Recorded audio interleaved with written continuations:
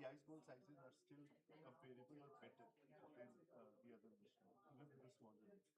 As is 14 gauge and we have 17 gauge, so it's easier for me to reach the machine. This is the 17 gauge, but imagine if we had used the 14 gauge, this would be what the ice ball is. Again, this is the size at 37 degrees body temperature. This is what Not you in get from room. the 17 gauge. Yes. This is the 17 gauge. If you see the needle, it's quite slim, and especially this profile. So if very with minimum damage because of the torque, you have a You don't have the risk of when you put it in a best position where because the handles are much bulkier than the other side. They always have a tendency to torque by their own weight. So you don't have to kind of hold them or stick them to a fixture separately. very They would be kept on there. That's the lightest for handle. position. Plus with the 90-degree bend, for city and city and easier for communication One of the biggest centers in Madrid who does more than 200 to 300 wrist dilations a day. They have been using this, they have been publishing a lot of retrospective data. This track completion that will have a radio effect marker or something like that. Yeah, that's a good question actually. So this marker that you see, this is what is called as the active zone indicator. So as soon as you are withdrawing the needle out, as soon as you see this at the skin surface, you pause. You don't do the track ablation, otherwise there's a chance that you might cause burns on the skin. So this is the marker that especially when you're doing the press. What indications do you usually, or are you? We are not described. We are doing vascular. Okay, so this is a good time to start then. how to see how it is. I didn't get you. Want to see how it works? Yeah. Sure. So you're with me, Shasha? Ramasandra. SRM. We are doing only vascular, non-vascular. We are not doing. No. Sir is left to Trivandrum. Now Karthik How sir. is yours very Hi, ma'am. different? Same, no? So that's the technology that we have is different. We use the high pressure, high purity argon, which is a What is argon? argon, Okay, which not. has the Joule-Thomson coefficient even lower to produce the ice ball larger even with the smaller needles.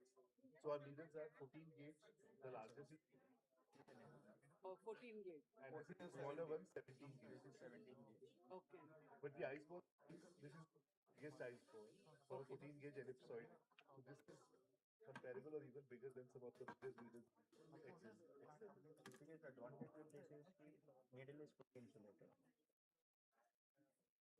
When, So the flexibility. yeah, Yes. especially when you are doing under city guidance. So we then have you got straight, yeah, then you don't have to worry And just about look it. at the weight, you feel the weight compared to the other ones, those are bulkier, so they don't have a tendency to torque on their own. You don't need a separate fixture to hold them in place. And there is a stick function on this. When you press that, there is a thin layer of ice formed on the needle, which helps you stick the needle in position.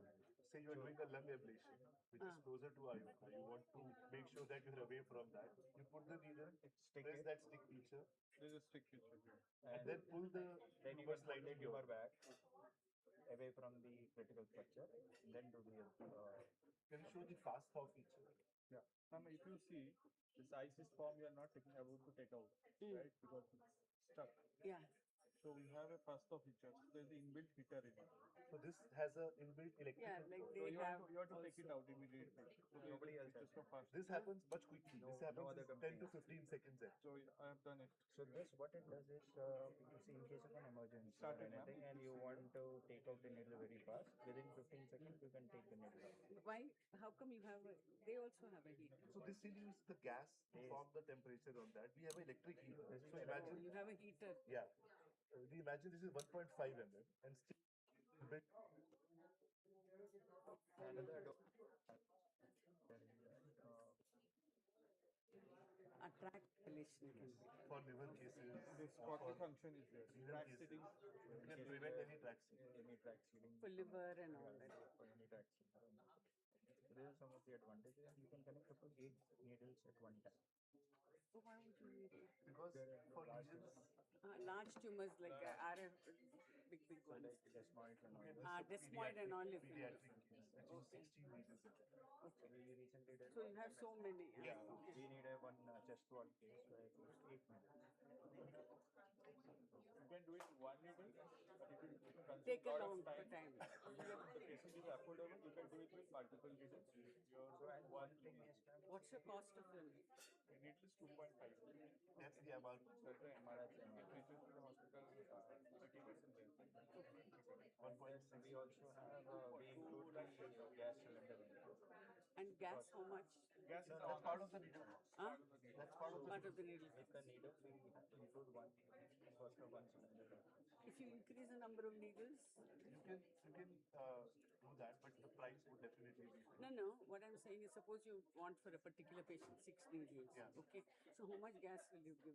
Is what The, I'm the, Six gas the cylinders. gas part you need not to worry. Okay. We'll have We'll enough. take care. We will bring back. Even if you need That's more, what I meant. yeah. You know. So one because one of the biggest things is that you don't have to worry about anything. You just tell us, "Hey, this is the case. We plan the case, number of needles. Against that, we will bring the number of cylinders that are needed." So that ensures two things. One is you don't worry about any logistics. Second is you don't worry about the purity of the gas. Okay. So you Because get it. this is 99.995% purity that is required to follow. So that part will take care. Take it. Okay. So where have you done the desmoid ablation? Tata we have done. Tata. Rajiv Gandhi we have done. Hyderabad Medicover we have done. We have done one in Because desmoid is one horrible tumor. Yes, and those just are wall, very what large. I was talking Yeah, about, yeah. we did in NH Calcutta. Okay. Nice. But you are from which Thank hospital? you. You are from I'm Dr. Bhagyam. I work in Apollo as a visiting and also VHS, Voluntary Health Center. Apollo Gastro? It's cancer. Cancer Center. Right on. Thank you very much. Thank you so much. Huh? Then I'm good. Then up.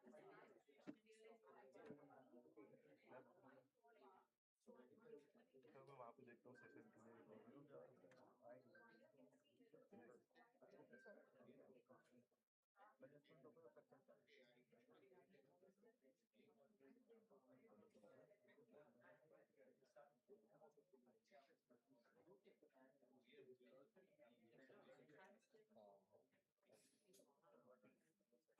What is the weight of this thing? 20 kg. That's very portable. Like if you have multiple centers, multiple branches. Procedure is one minute or 2 minutes. Half an hour. Half an hour. It is a full system, na? Yeah. Ice. Ice system. So for that, why half an hour means including all you are saying? No? No, because the freezing time, the time to form that ice ball is requiring 2 cycles. Yeah. 10 minutes, 2 cycles. Okay. So that's why. So 10 minutes freeze, then 5 minutes thaw, then 10 minutes freeze it. CO2 and N2 both you can use. Gas, gas. No, Yeah. no, alcohol. Hmm? So gas is needed only for the freezing. Yes. For thawing, you don't need any. Okay. So gas is sufficient for you to use for one case. We provide one gas cylinder per unit. So orthopedic and shoulder for everything, dinner, freezing. Yes. So any distributor is there for you in India? Yeah, we do have. We have local. You are from which place? I am from Hyderabad. Yeah, Hyderabad we have. Oh, what is it? Hyderabad distributor is Share Therapy. We are present, our presence is there and we get the job done by Share Therapy. You are associated with which hospital? Yeah, yeah. You are from which hospital? I am belongs to one distribution company. This is leather equipment. Do you work with IRs? Yeah, my microablation I am doing. Kenya. Kenya. So it is related to same anesthesia and IR and neuro all related to this field. These is always like the same like RF, but only thing this is freezing. More or less the same technology. Same. Technology is method. Method is same, technology is different. Oh, okay. Give me your number, sir. He is the person who was based out of South.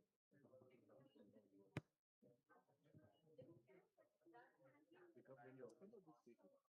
Oh, they come very often.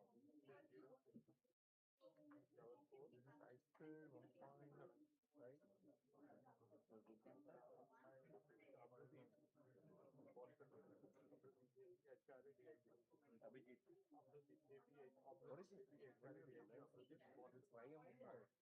can subtract it. So subtract the 2 divided by 6. 49, 42.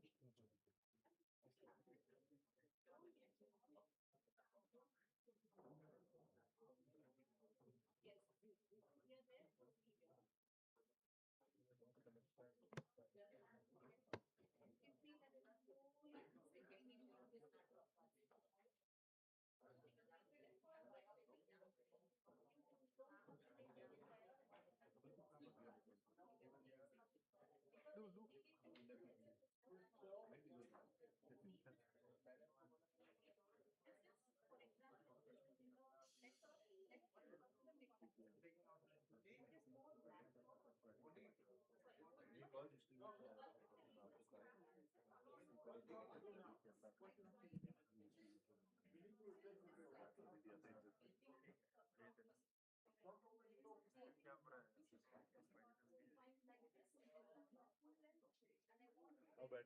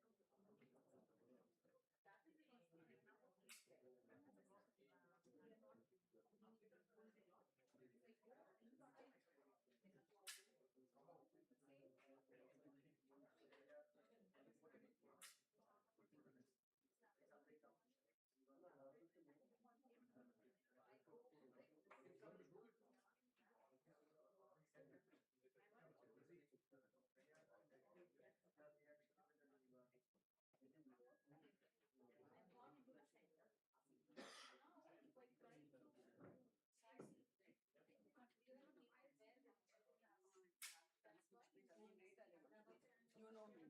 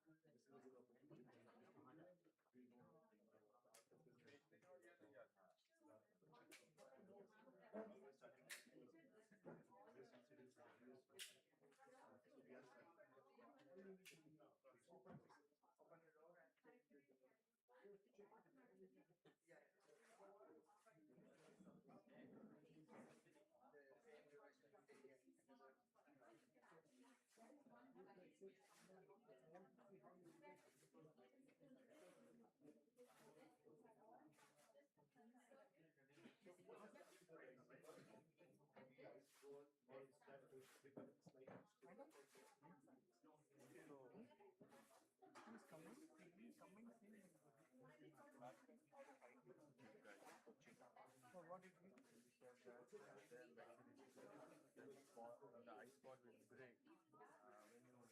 And if you don't use the heater also, I press the ice ball and it will break it.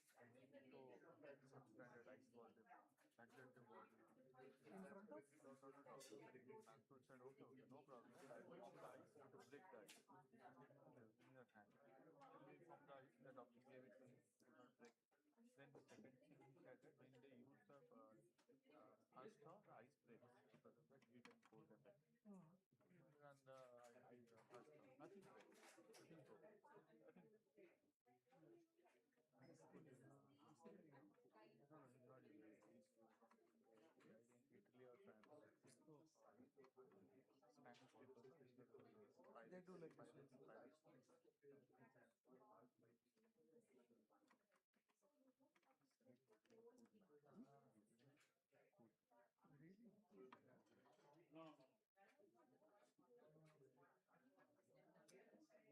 So there is one patient who took one prescription for testing. Okay. So this calling her. Madam, good afternoon, madam. Good afternoon, everybody. Selling. Sir. It doesn't have any momentum of their own.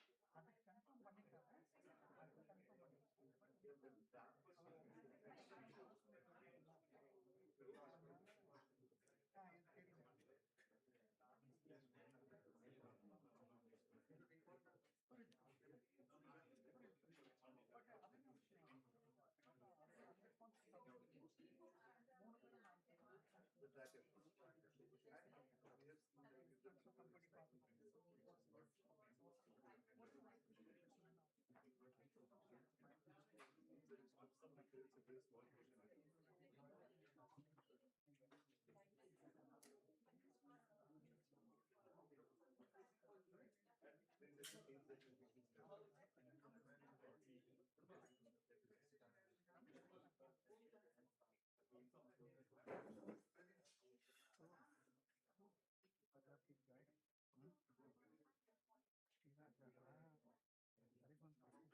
a very small portion. Then the details that will be You have 46 Chennai. Globally is what is We never got the before.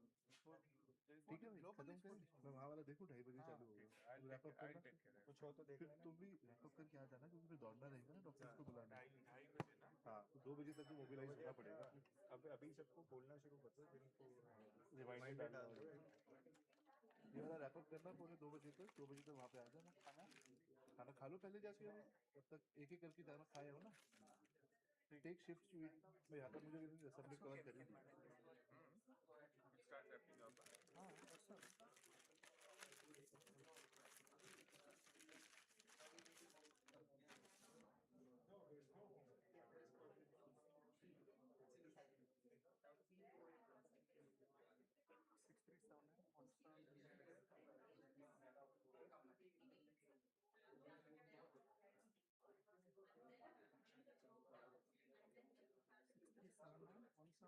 Yeah, you said wrap it up.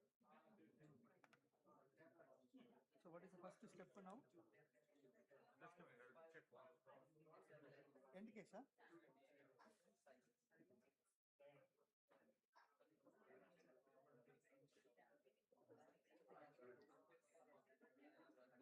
Hello? Something very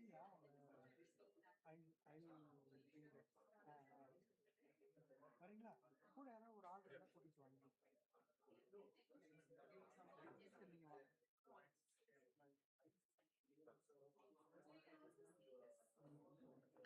Indication. Yes, sir. Huh? Yes. Don't say.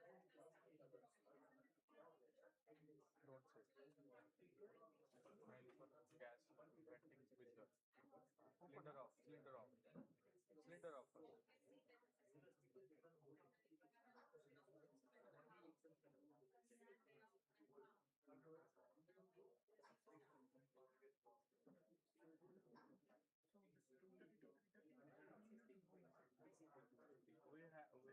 have to go sit and see what they're doing. Uh-huh.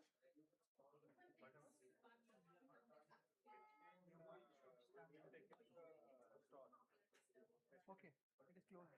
Now this open, huh? Now, yeah, went.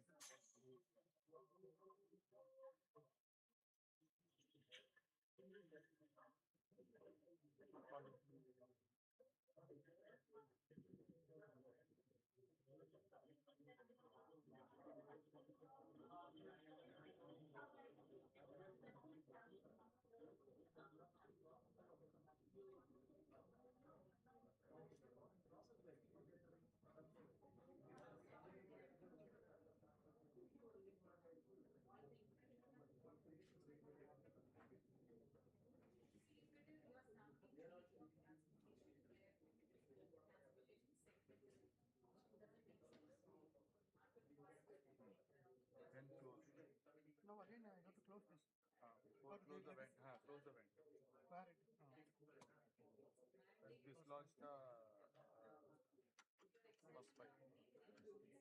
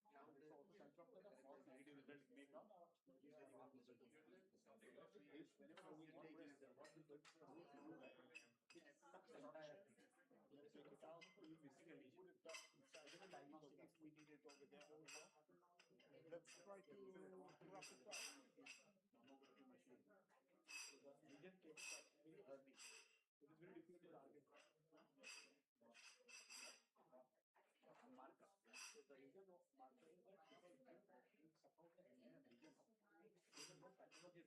So you need to put a marker so that proven by this.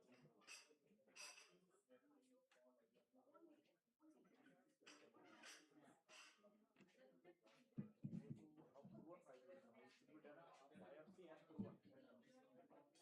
Yeah. Ah. Proven fiber. He's taking it from making distance. Once it is proven, then only you can open accommodation. Or maybe radiology assistant wired one. You are sure on your experience, medical experience. Then also you can do a single procedure.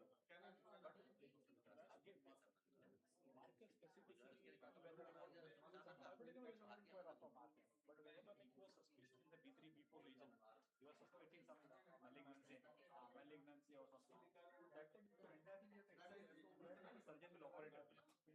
And you say these cases are not done. You have not seen the cases. You, not to me.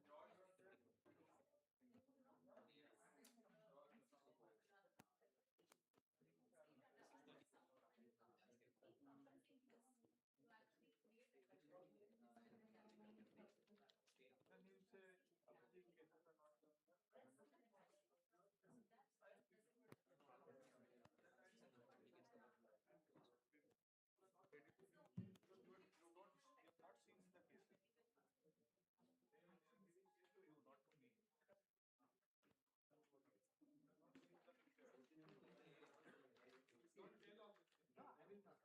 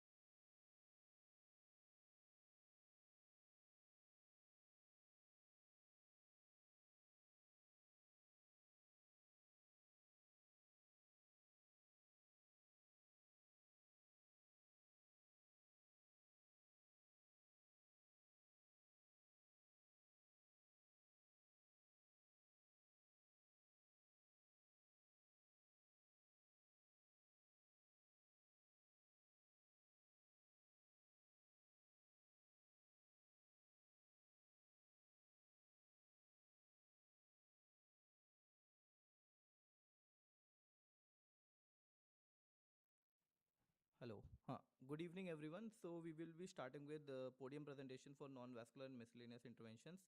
And for the jury, we have Dr. Jawahar Autor sir and Corby ma'am. So the first speaker is Dr. Abhishek Gupta. Uh, no, the first speaker is Dr. Sundeep Sai Chimbli.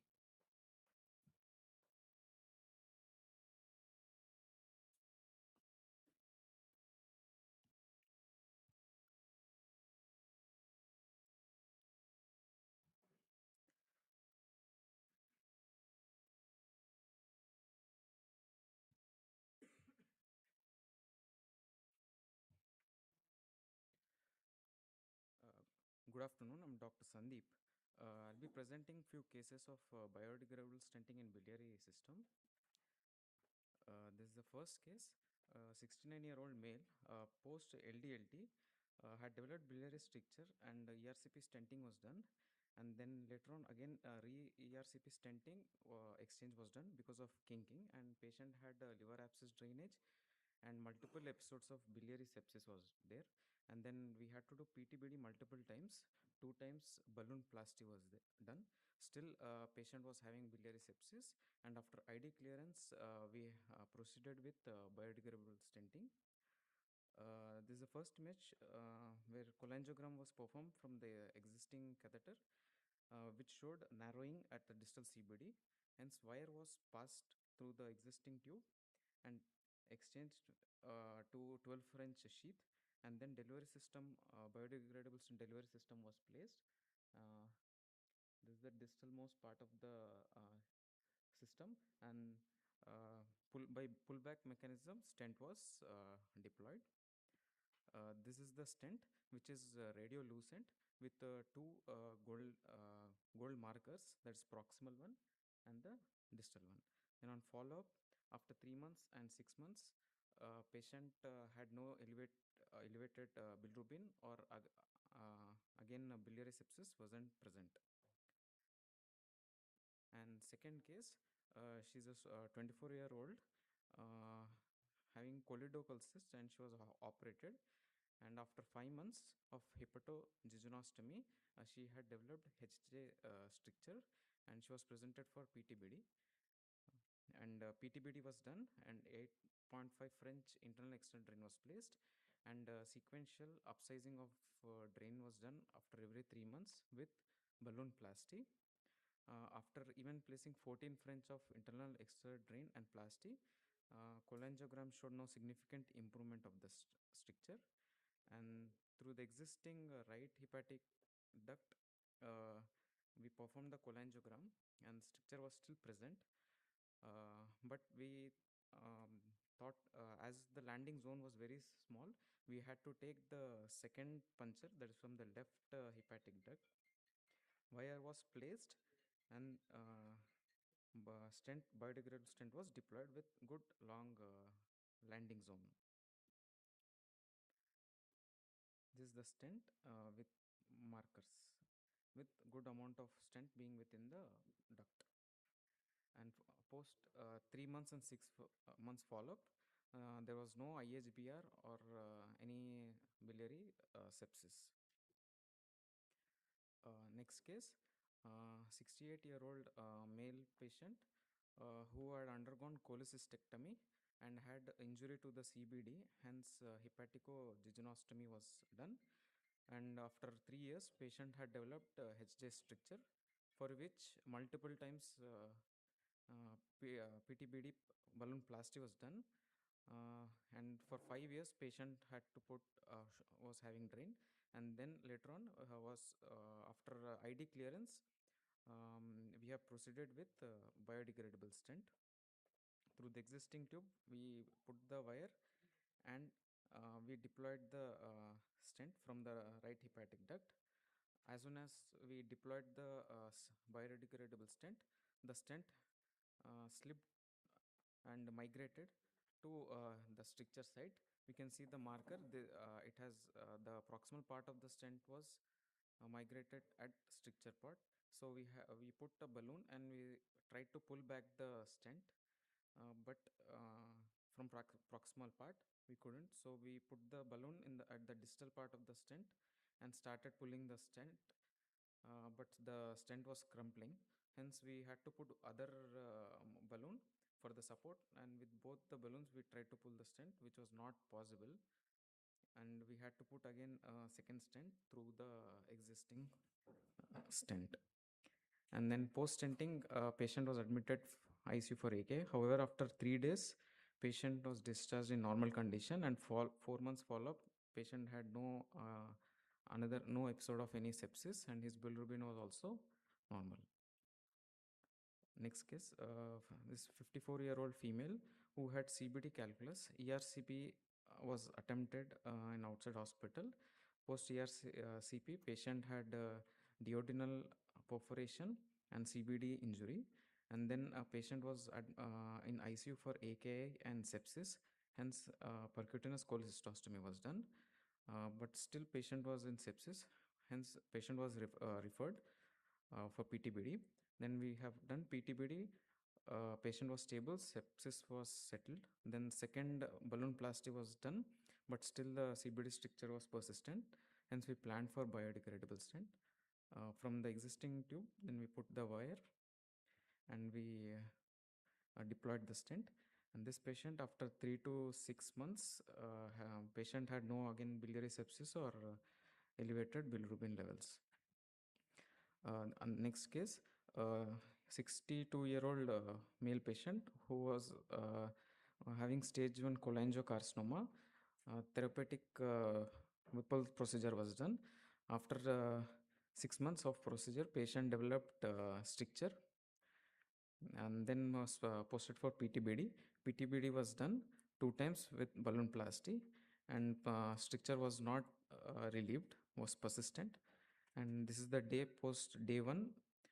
We can see stent was placed from the left hepatic duct, and follow-up patient had no biliary sepsis or any elevated bilirubin levels. The biodegradable stent that which we have used is BDs, which will get degraded within 3 to 6 months, and it is a radiolucent stent with only 2 gold markers, proximal and 1 distal, and expansive strength is up to 8 weeks. And most of the stents after deploying were we had to use balloon to dilate it up to 8 mm, and more than 8 mm we did not dilate it, as a company person informed that there might be increasing chance of fracture of the stent.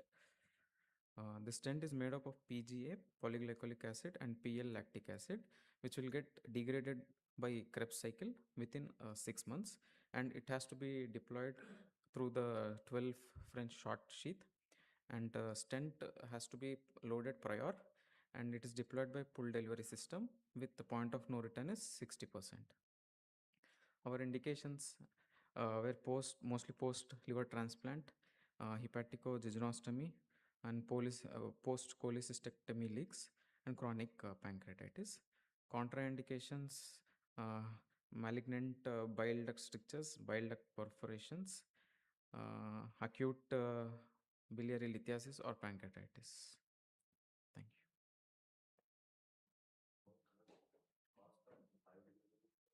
3.7 lakhs.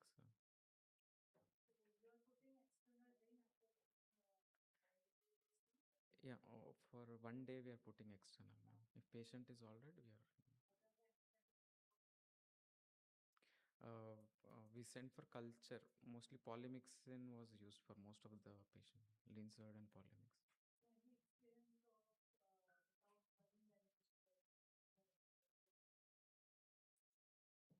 No, ma'am. Most of the patient we did plasty, and after that, few patient has insisted for permanent cure or long term treatment. Yeah, ma'am. Thank you.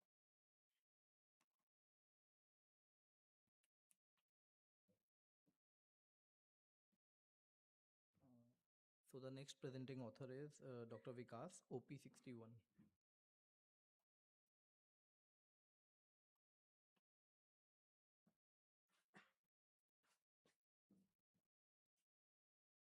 Good afternoon, everyone. Today I'll be presenting on US-guided genicular nerve radio frequency ablation. This was a short study done on a small set of patients in our center.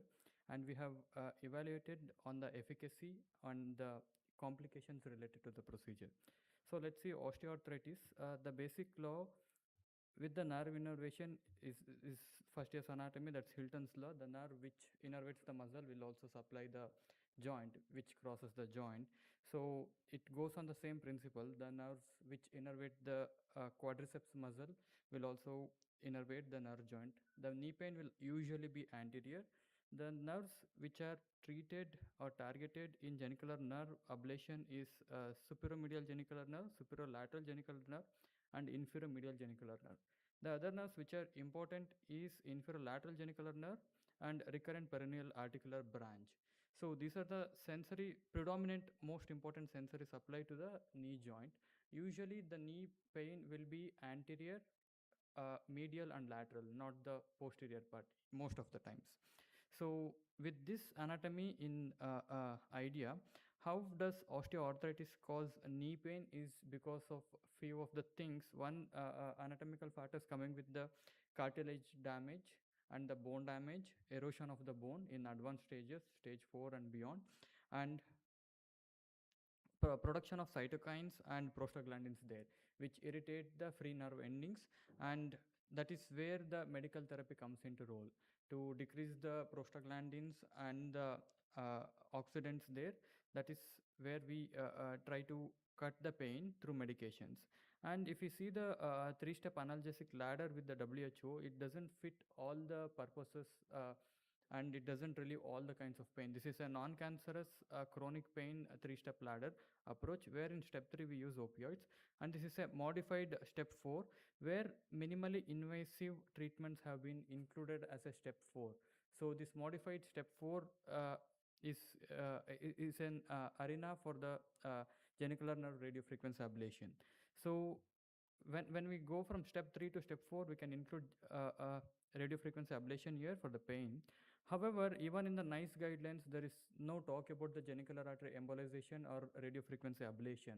So we need to do more study and give a literature evidence and the clinical evidence to the deciding bodies to include these. However, one recent paper which has taken into consideration of all the treatment availability and the recommendations present, this is a meta-analysis of the recommendations from different societies. None of them actually recommends genicular nerve ablation as a treatment modality. However, it is shown superior to the intra-articular corticosteroids, hyaluronic acid, and oral analgesics, and also with good safety profile as compared to others. However, it's not recommended in any of the societal guidelines. This is an Italian study. However, in the conclusion, they tell that the treatment modality has to be chosen according to the patient and the individual's needs, as in the patient is able to walk within the house, is fit for surgery and not fit for surgery. And the main focus conventionally, radiofrequency ablation for the genicular nerves was done with fluoroscopy, but we have done all of our 22 cases using ultrasound. Why ultrasound? Is cadaveric study, a study has shown in 2022 has shown that there is a frequent anatomical variation of the genicular nerve. With the conventional method, blindly putting a needle through the fluoroscopy might not give a good result.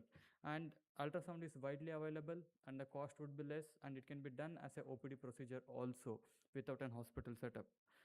So that is one thing. And another study showed head-to-head comparison between the ultrasound and fluoroscopy, and they said there is no much difference between the ultrasound and fluoroscopy.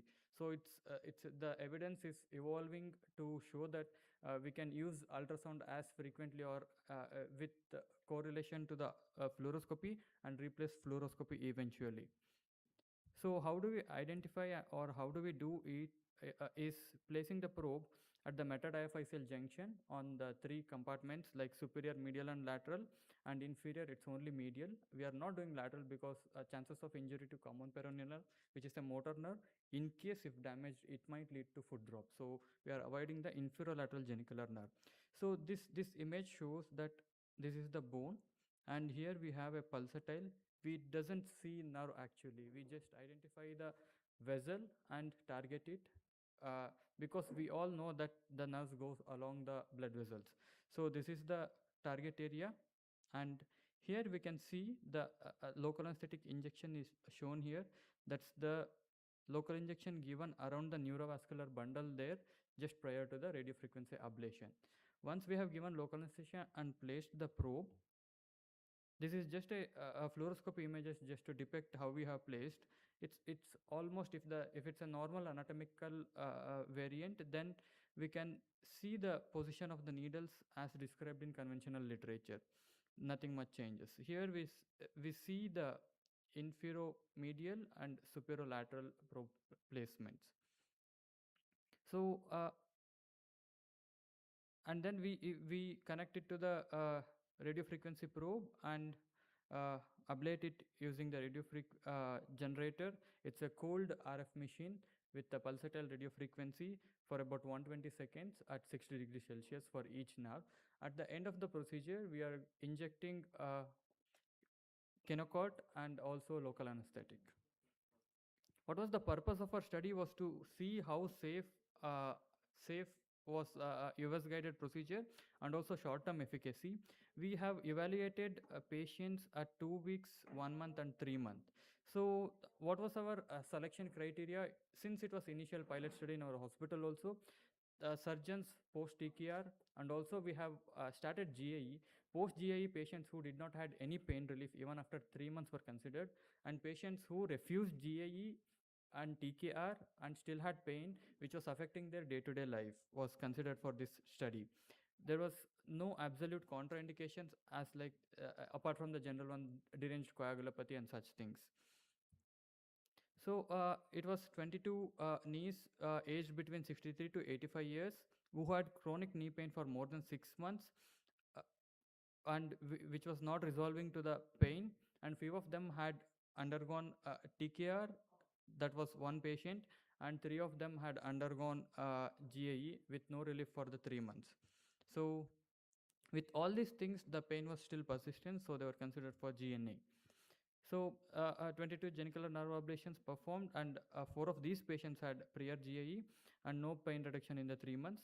And during this study, 2 patients were lost to follow-up after the procedure.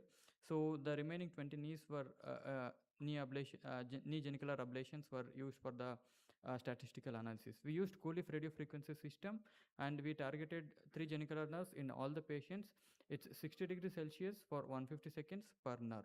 This is the Coolif machine, and this is the radio frequency ablation probe which we used, which has an active tip of 4 millimeter and ablation zone of around 1 centimeter.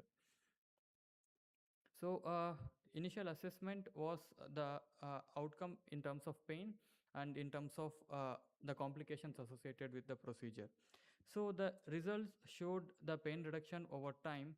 It was classified, analyzed with a few different things, as in comparison with the gender and comparison with the obesity and comparison with the grade of OA. With comparison of obesity, there was no significant difference between the obesity present or not. So obesity is not a factor that's important there. And then with gender, we saw a good response in the female patients, and with grade 3 we had a good response. Coming to the safety, only 2 out of 23 patients had minor issues, which was grade 1A according to the modified CIRSI classification system, and we did not encounter any major complications like hematoma, pseudoaneurysm or shock, nothing. When I subcategorize the post-GA patients, one was lost to follow-up, and we did not see good pain relief even after GNA with these patients in the rest of the 3 patients. So we need to evaluate more such patients to see what's the reason and identify a predefining criteria to consider them for GNA. So a conclusion is that there was more than 50% pain reductions at 2 weeks, 1 month and 3 months in all of our patients. So this is one of the modality to offer to the patient if it fits into the category. However, we don't have a specified particular criteria to tell this patient would be benefiting with the genicular nerve ablation. So we need to do more studies across the centers and come to a conclusion. What was the lacking point in our initial pilot study was that we did not do diagnostic block for few of the initial patients, but now we have started to do a diagnostic block with just local anesthesia, and then see if there is more than 50% of reduction for at least a week, and then to consider them. And long-term follow-up for at least a year who has good response to see how long it is working. And of course, we need more numbers to come at the good result and give a good evidence to the societies. Thank you.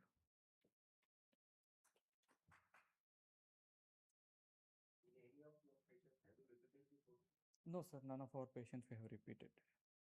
Not repeated. Because it's hard to convince them once they have gone GAE, then again GNA, it's hard to convince them. We usually try to counsel them if it's a severe OA directly to TKR. In case if the patient refuses or the surgeon is not offering TKR, then we are considering him. So I think it's like the last resort for them for the pain relief. Thank you.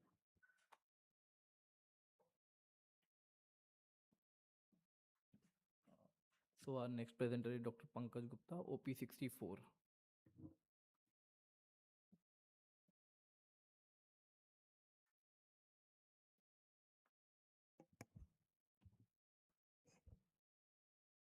Good afternoon, judges and dear friends.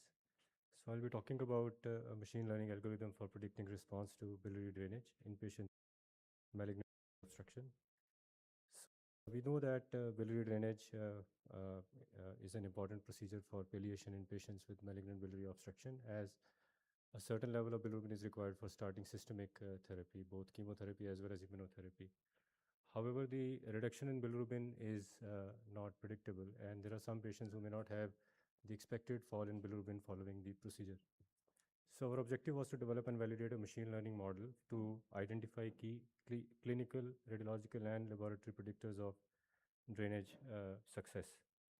So we defined success of PTBD as more than 50% decline in the total bilirubin at 2 weeks following the procedure.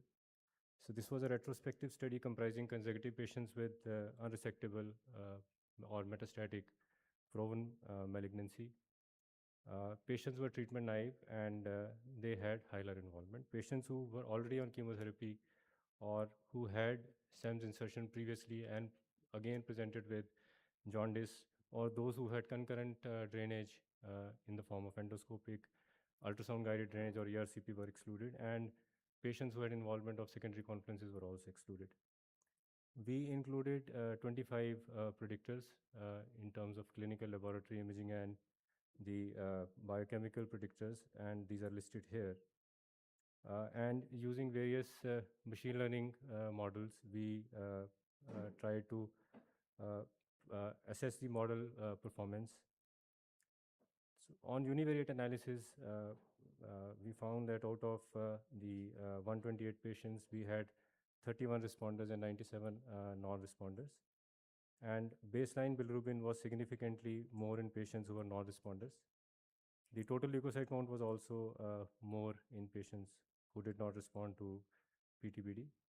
Similarly, total protein was lesser in patients with non-responders.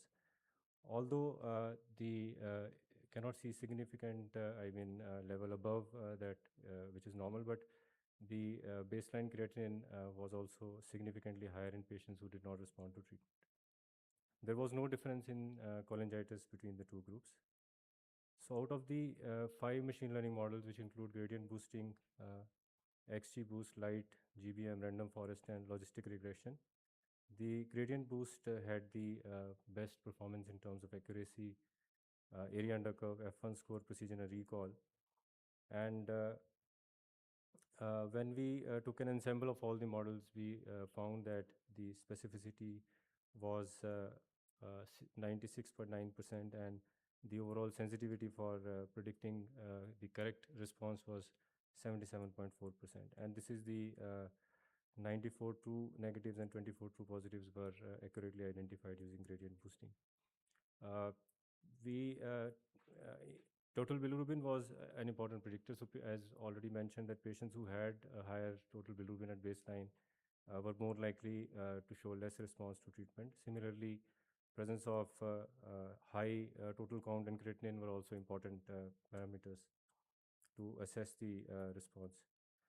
So to conclude, machine learning model can be incorporated into patient's clinical workflow while deciding on performing drainage.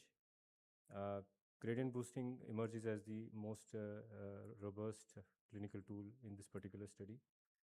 However, there were several limitations in the study, as I already highlighted. There were a lot of exclusion criteria.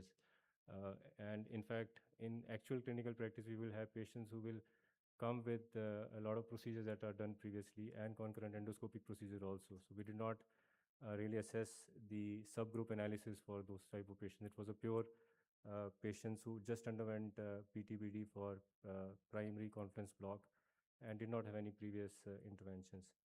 So we definitely need more studies which are prospective and multi-center. And obviously there is an inherent bias in the study because this was a single center study and we did not have any external center data to really validate our model. So there is a real risk of overfitting as well in this particular study. Thank you very much.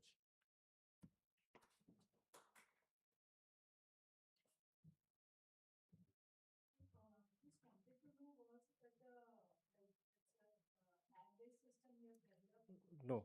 So it is basically, you can say, code that we run. We haven't developed any app, so you have to run a code, Python code basically, where you fit in the parameters into that code. But I mean, it can be easily translated into an online tool also. It's not difficult.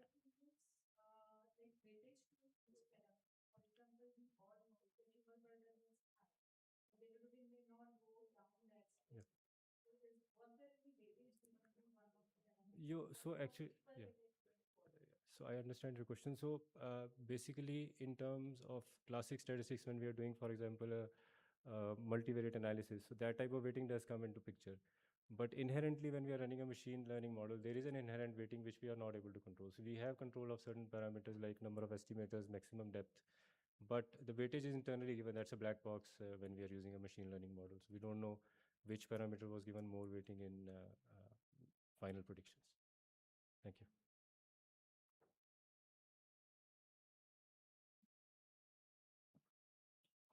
So the next presenting author is Dr. Vivek, OP65.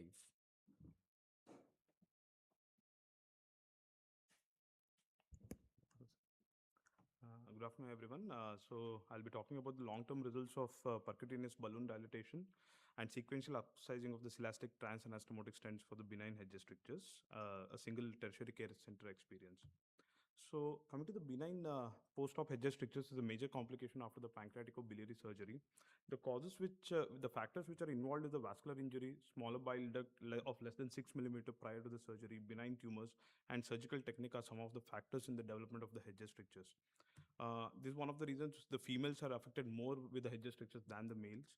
And the sequel is the jaundice, recurrent cholangitis, hepatolithiasis, and secondary biliary cirrhosis can be the sequel of the hedge strictures.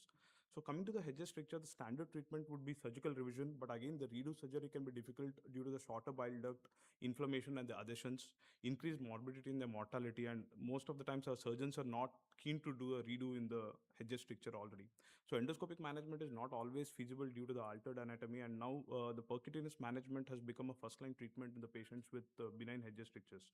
So percutaneous biliary balloon dilatation and sequential upsizing of the transanastomotic elastic stents is what we have done, and the evolving techniques are the biodegradable stents, magnetic compression anastomosis, and the endobiliary RFA can be thought of. So this was our materials and method. This was a long prospective study where a 15-year-old study, and it was stopped in 2022, 2007 to 2022, and total patients were 215.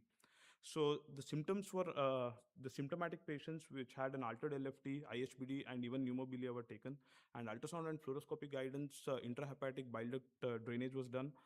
Segment 5, 8, 6, and 3 was preferred.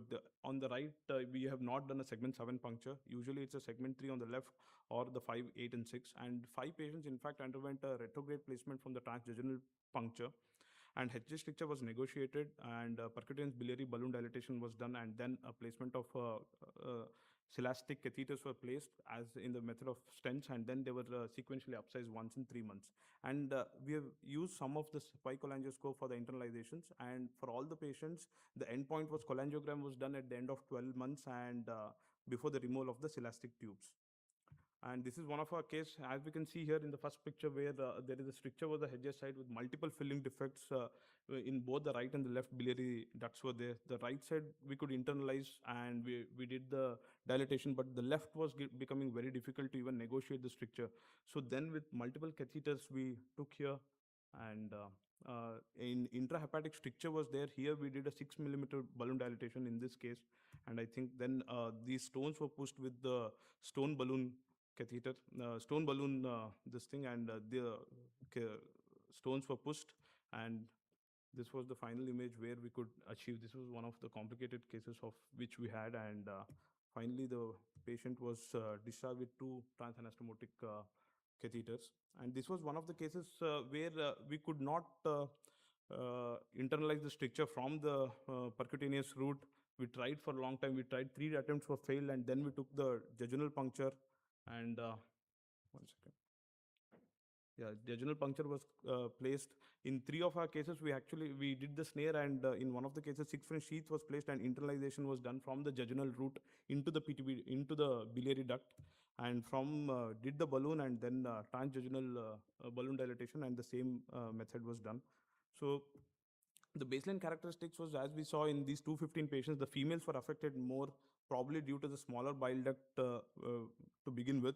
And the indications for post-cholecystectomy was the predominant cases. CDC excision was 26% of the cases, post-Whipple's PD, and even in the group pancreatitis for where they have done the hedge over our patient characteristics. And most of the patients, 152 patients, had recurrent cholangitis. 56 has hepatolithiasis with the cholangitis, and even few of the patients had secondary biliary cirrhosis as well. On USG, these were our findings of pneumobilia, minimal ISBD, and mild to moderate ISBD. We have a protocol of USG and MRCP prior to taking up for the thing, and these were the procedural details where we did only write in 84% or 84 patients, that is 38%. This is due to the left was atrophic to begin with, so we didn't intervene on the left side. And sometimes in few of our patients, we in fact put right anterior, right posterior, and the left. That is around 8% of the patients we had.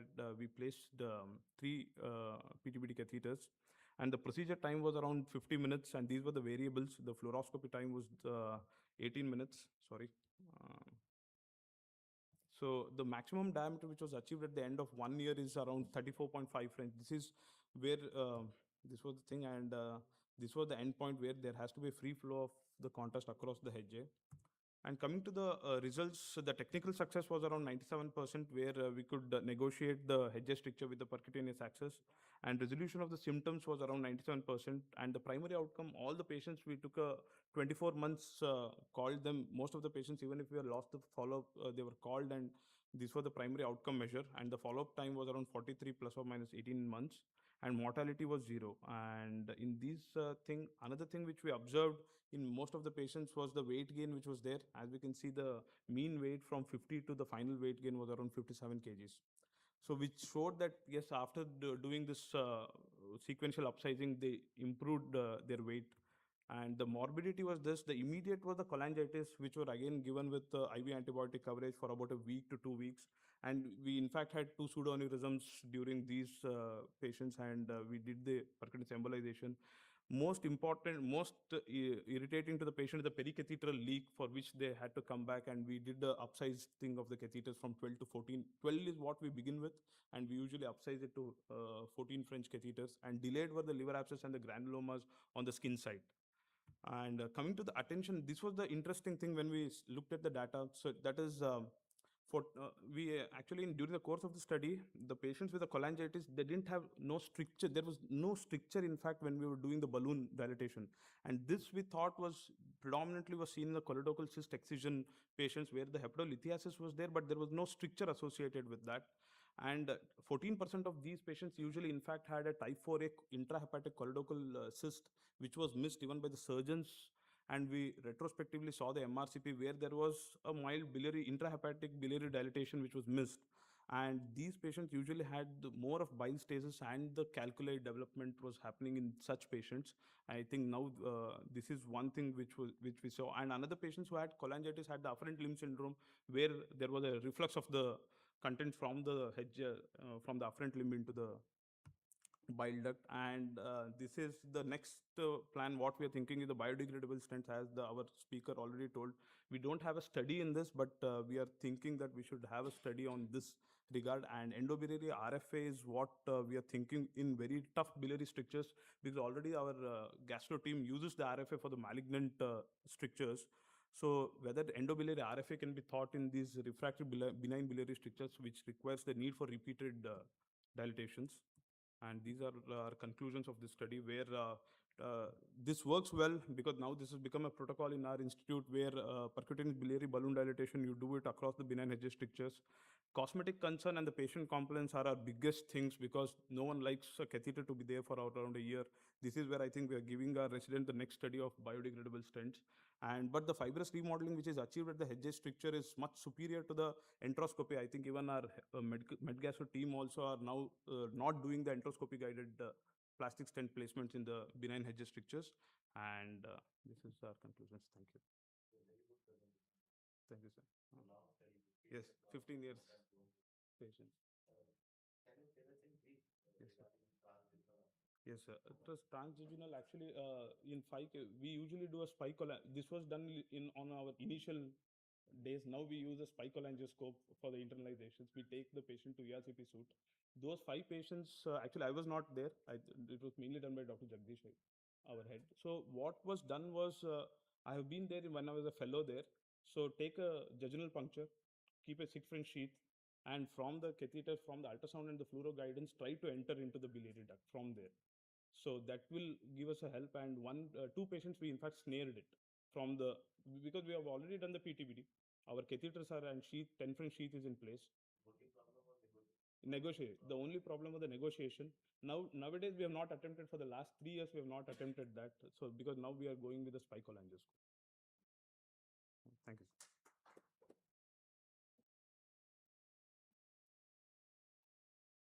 So our next and the last presenter is Dr. Manam, OP67.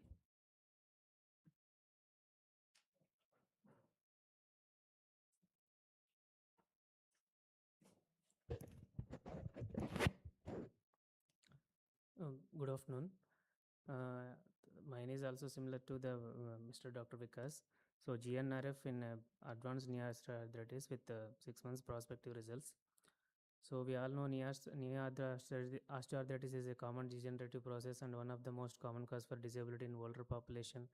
And usually, according to Kellegren Lawrence grade 3, grade 4, usually fails to respond to medical management. So GNRF in those patients is a minimally invasive technique targeting mainly sensory nerves responsible for pain transmission and thus decrease the knee pain. So to evaluate the aims and objectives to evaluate the clinical efficacy and to improve the pain and function along in the moderate to severe osteoarthritis, and to assess the safety profile and monitor for any adverse complications. So a total of 28 patients with mean age of 63 years plus or minus 8 years. Among those, 17 females and 11 males with grade 3 and grade 4 were considered. So all the participants underwent a diagnostic genicular neuroblock using 1 ml of 1% lignocaine at the desired sites, that is supromedial, supralateral and inframedial genicular nerves under ultrasound guidance. So patients with who achieved more than 50% baseline pain reduction over the period of 24 hours considered for eligible for ablation. So GNRF performed and outcomes were assessed using the visual analog scale and WOMAC scale at 1 month, 3 months and 6 months after the procedure. So main indications like any symptomatic osteoarthritis patients with a positive diagnostic block, failed knee replacement, and patient not willing to go for undergo surgery and not a good surgical candidate, and any previous recurrence after GNRF are considered. So no absolute contraindications apart from severe uncontrolled diabetes, infection, bleeding disorders. So the results were assessed and analyzed with visual analog scale and WOMAC scale. So with visual analog scale at baseline of 8 plus or minus 1, so it significantly reduced to 3.5 at 1 month, and 3 months it is almost 3.8, that is almost more than 50% reduction, and at 6 months also it is almost 4.6, that is still around 50%, which and with significant p-value. And OMAC functional score also improved from 74 to 52 and 45, 46 consecutively with 3 and 6 months with again significant p-value. And one more important point is like more patients with more than 50% pain reduction are also like relatively significant at 3 months and 6 months. That is almost 19%, which is almost more than 60%. They are still pain free. So that indicates the significance of this GNRF in the advanced osteoarthritis. So coming to complications, as such, no complications, major complications were observed, except some 2 patients were developed some transient neuritis, which we managed with conservative measures like some small opioids, and sometimes it is self-limiting. So to 24 patients, that is 85 with more than 50% reduction in pain at 3 months, and 19 patients, that is around 67%, maintained this for response for at least 6 months. So depicting this graph depicting the same. So complications, as I already mentioned, no major complications like aneurysms or vascular injuries or any infection or motor weakness. 2 patients transient neuritis, that already discussed. So coming to discussion, so usual position like supine position with 30-degree flexion, 20 gauge 10 centimeter needle. Usually supromedial, superolateral, and inframedial genicular nerves are ablated. And so do not infralateral genicular nerve we never did because close association with common peroneal nerve, so that we don't want any adverse effects. So place the antenna, that is a cooled RF probe, and sensory stimulation done at 50 Hz and motor stimulation at 2 Hz and 2 volts. So perform motor stimulation to ensure that we don't want any undesired motor fiber activity, so that we don't want any motor complications. Then inject local anesthesia and perform ablation for 60 degrees for 2 to 3 minutes. So then post procedure, inject a cocktail like lignocaine with triamcinolone acetate to prevent post ablation neuritis, and cold compression for 1 or 2 days, depends on the symptoms. So this is the usually our standard procedure to follow. So our results are like whether pain reduction or response rate or functional improvement and safety profile are almost comparable with like many studies, and we observed close similar association like the studies I mentioned here, like pain reduction like 50 to 60% pain reduction, and OMAC score 67% patient achieved more than 50% pain relief at 6 months, and functional improvement also significant, that is from 74 to 41, which closely parallels the various associations, and safety profile is also established. So these are propositions and all supromedial, superolateral, and inframedial genicular nerves. So we often use mainly ultrasound, but fluoroscopy, like in obese patients where with poor ultrasound penetration, with we used like little lesser number for fluoroscopic approach, but main standard is like ultrasound machine only. So these are the fluoroscopic measures in AP and lateral view. So coming to conclusion, in this prospective cohort, like GNRFA provides significant short-term pain relief and functional improvement in patients with advanced knee osteoarthritis refractory to conservative therapy. So this procedure was safe, repeatable, and well tolerated, and it's almost like a daycare procedure, and it's a viable option for like non-surgical management with advanced osteoarthritis. So these are my references, and there were like there were no comparison with GAE and GNRF in this study, so we are planning to do the comparison in the upcoming time. So thank you.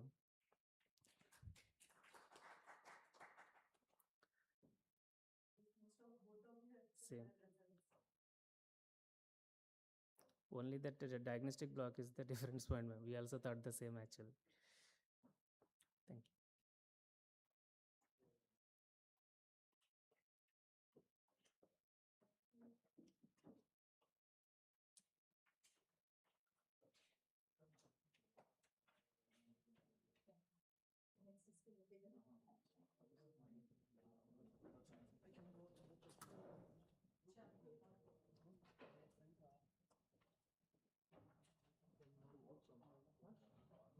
you.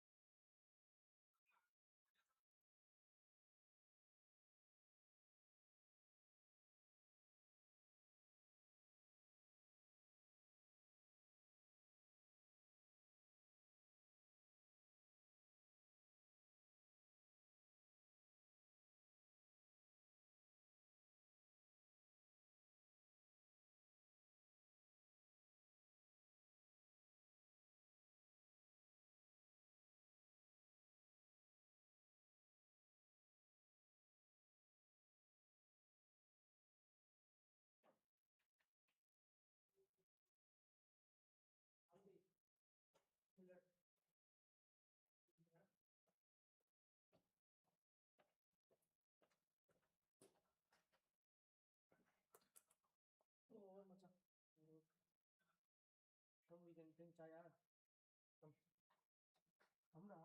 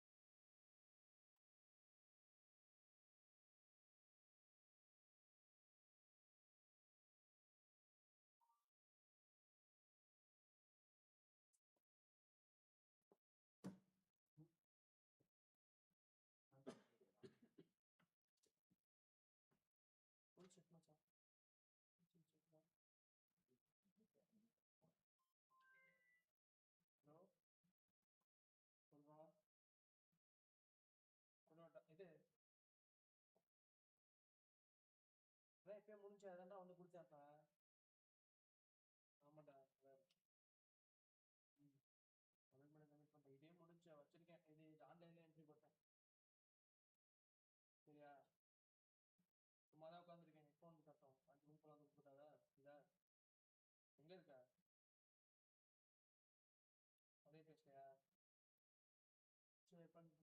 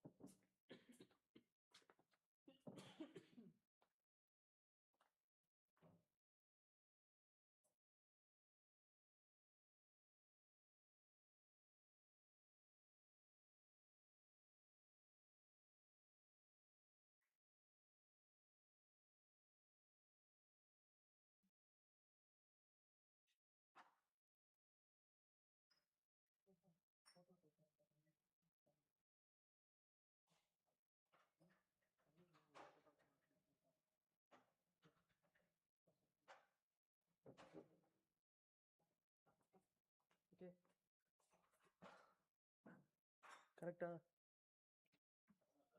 Mic ಅಂತೀವಿ mic of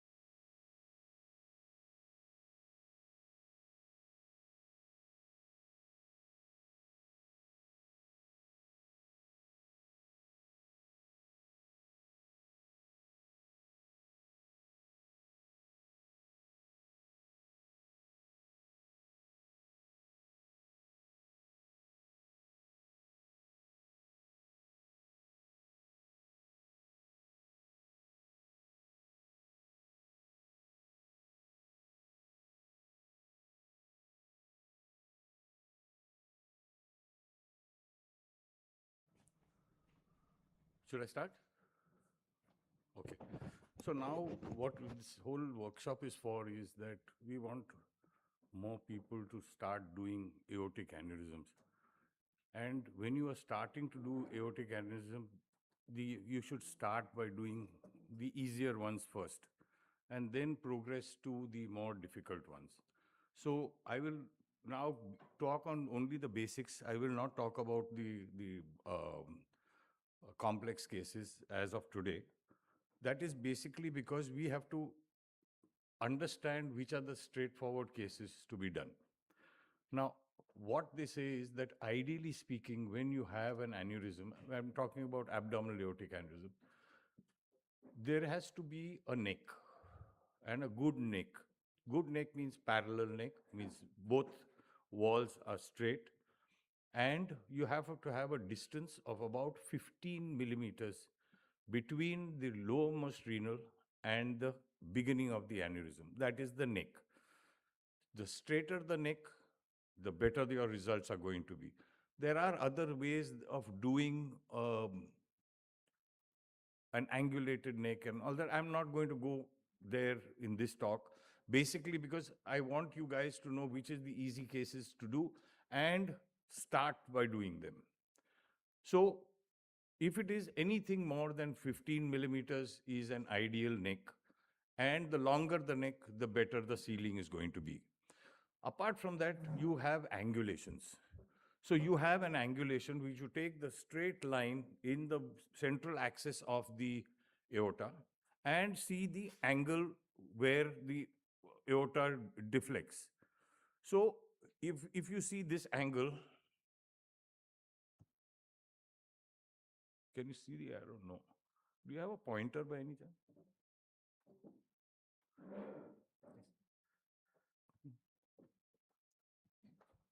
Okay. So now, if you see this angle, that is the central axis and the axis of the aneurysm, that should be less than 60 degrees. Now, the other angle is this angle and the angulation from the renal going upwards. So that angle should be 45 degrees. We are doing the difficult cases also, but as I said, there are ways and means of tackling this. But as a beginner, if you are going to start the aortic program, then this is the ideal. The other thing is that why are these measurements important is also because you have to decide on the size of the graft that you are going to order. And when you are deciding on this, of course, the company guys have guys who have trained in this, but I suggest that you should do it yourself. And secondly, you should then corroborate your findings with the company guy's findings. And if it may vary, and then you have to come to a amicable middle road to decide on the size of the graft. One is the length of the lowermost renal to the bifurcation. The other length you have to look at is from the bifurcation to the bifurcation of the iliacs on both sides. Of course, you have to look at the diameters also, which is the diameter just below the renal, the diameter at the bifurcation, because sometimes the aneurysm ends very close to the bifurcation. And if you're going to land your limb, the limbs have to open. If there is a minimum, they say, depending from company to company, they say 18 millimeters and below is a problem because the legs will not open. So that is another dimension that you have to keep a note of. And just in case you have any doubts, we can clear it immediately. If you want to ask questions, you are free to do so. The important is that most of the graphs have a central body, and then they have the limbs. So that length, usually most of the companies have 5 centimeters, means from the top where the covered stent starts to the flow divider, we call it, is 5 centimeters. So remember that that 5 centimeters is the common limb, and then you have the 2 limbs. The other thing is that different companies have different lengths of the main body. So you have to be careful that the contralateral limb, that means to say you have to have a length from the lowermost renal to the bifurcation. That is important because the contralateral limb has to open so that you can cannulate it. So, what is the role of the radiologist? Apart from doing the plain X-ray, ultrasound, most important, we plan everything on CT angio. Quite often you have a problem in the sense that the patient's creatinine is high, they have got renal disease. So you have to be very careful to decide on what to do. Ideal is to do a CT angio. God forbid you cannot do a CT angio because of high creatinine, then we can do on the basis of the plain CT, we can still do the sizing. Then planning of the treatment is definitely on CT angio, and then you decide on whether it should be endovascular, surgical, or a hybrid approach. Follow-up is usually by ultrasound, and maybe every year you can do a CT angio, that I'll come to a little later. So interpretation of the CT is primary importance, and we all are radiologists. We all can read CTs. So we are much better geared to plan a AAA repair rather than any of the other modalities like vascular surgeons, interventional cardiologists. Cardiologists are lazy, so they forget about them. But vascular surgeons are not lazy, but their grip of CT is not that good. So and most of these people rely on the companies to decide on the size, which I think we hold a better knowledge of CT, so we can decide it ourselves. So you confirm the type of aneurysm. That means to say, is it a fusiform aneurysm? Is it a saccular aneurysm? Saccular aneurysm is a totally different ballgame. I'm not going to go there right now because most of the time saccular aneurysms are mycotic and we should not be treating them. Fusiform aneurysms are the ones we should treat. So then you look at the length. We are not concerned about the length, how long is the aneurysm, but we are more concerned about the diameter of the aneurysm. In worldwide, they say 5.5 is the cutoff. But in India, we all know that our arteries, our aortas are much smaller. So we take a cutoff as 5. Anything above 5, we should treat. Why? Because the incidence of rupture, once it goes beyond 5, is higher. So that is why we have taken in the Indian population the cutoff as 5 centimeters. What are the possible difficulties? As I was just showing you, there can be a tortuosity, there could be a calcium, there could be a thrombus. All these things we can see when we do a CT angio. We also have to know if he's an old person, then I would not put him through surgery. I would definitely put him through an endovascular approach. The important is that though AAA EVAR has been now in all over the world, it's been performed for many years now, so we have a follow-up. But still in the younger population, I would think a long-term result would be surgical. If the surgical facilities are there in your town or your hospital, then if it's a young patient, I think surgery would be a good option. Then we also have to look at what are the collaterals, because of the collaterals, you can get an endo leak. And most importantly, you have to look at all the access sites, basically both femorals and iliacs. Now, depending on the size of the graft, the French size of the delivery system increases. Now, the smallest we have in India is about 18 French. However, there are some, when you go to higher diameters, it goes all the way up to 24 French also, 22 to 24. So you multiply, say 24, multiplied by 0.3, that would be the size of the femoral artery that you minimum have to have.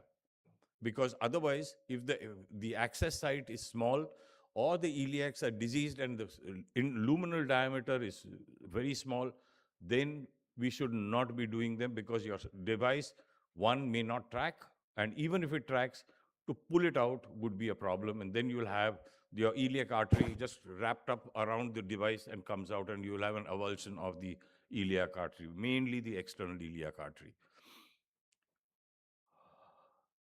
So suitable morphology, adequate iliac and femoral access, compatible with the required introduction system, which I just explained to you. Non-aneurysmal infrarenal neck has to be more than minimum 15 millimeters. Diameter should be 18 to 28, outer to outer wall. The angle, as I said, was less than 30, less than 60 degrees and less than 45 degrees. I showed you the two angles that we were talking about. Iliac distal fixation site has that has a length of minimum 15, because the different devices have different configurations. Some companies have only a two-piece system.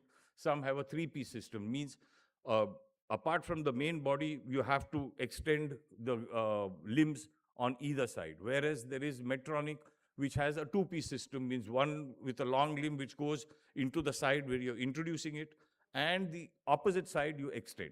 So you don't extend it on the side where you're introducing the device.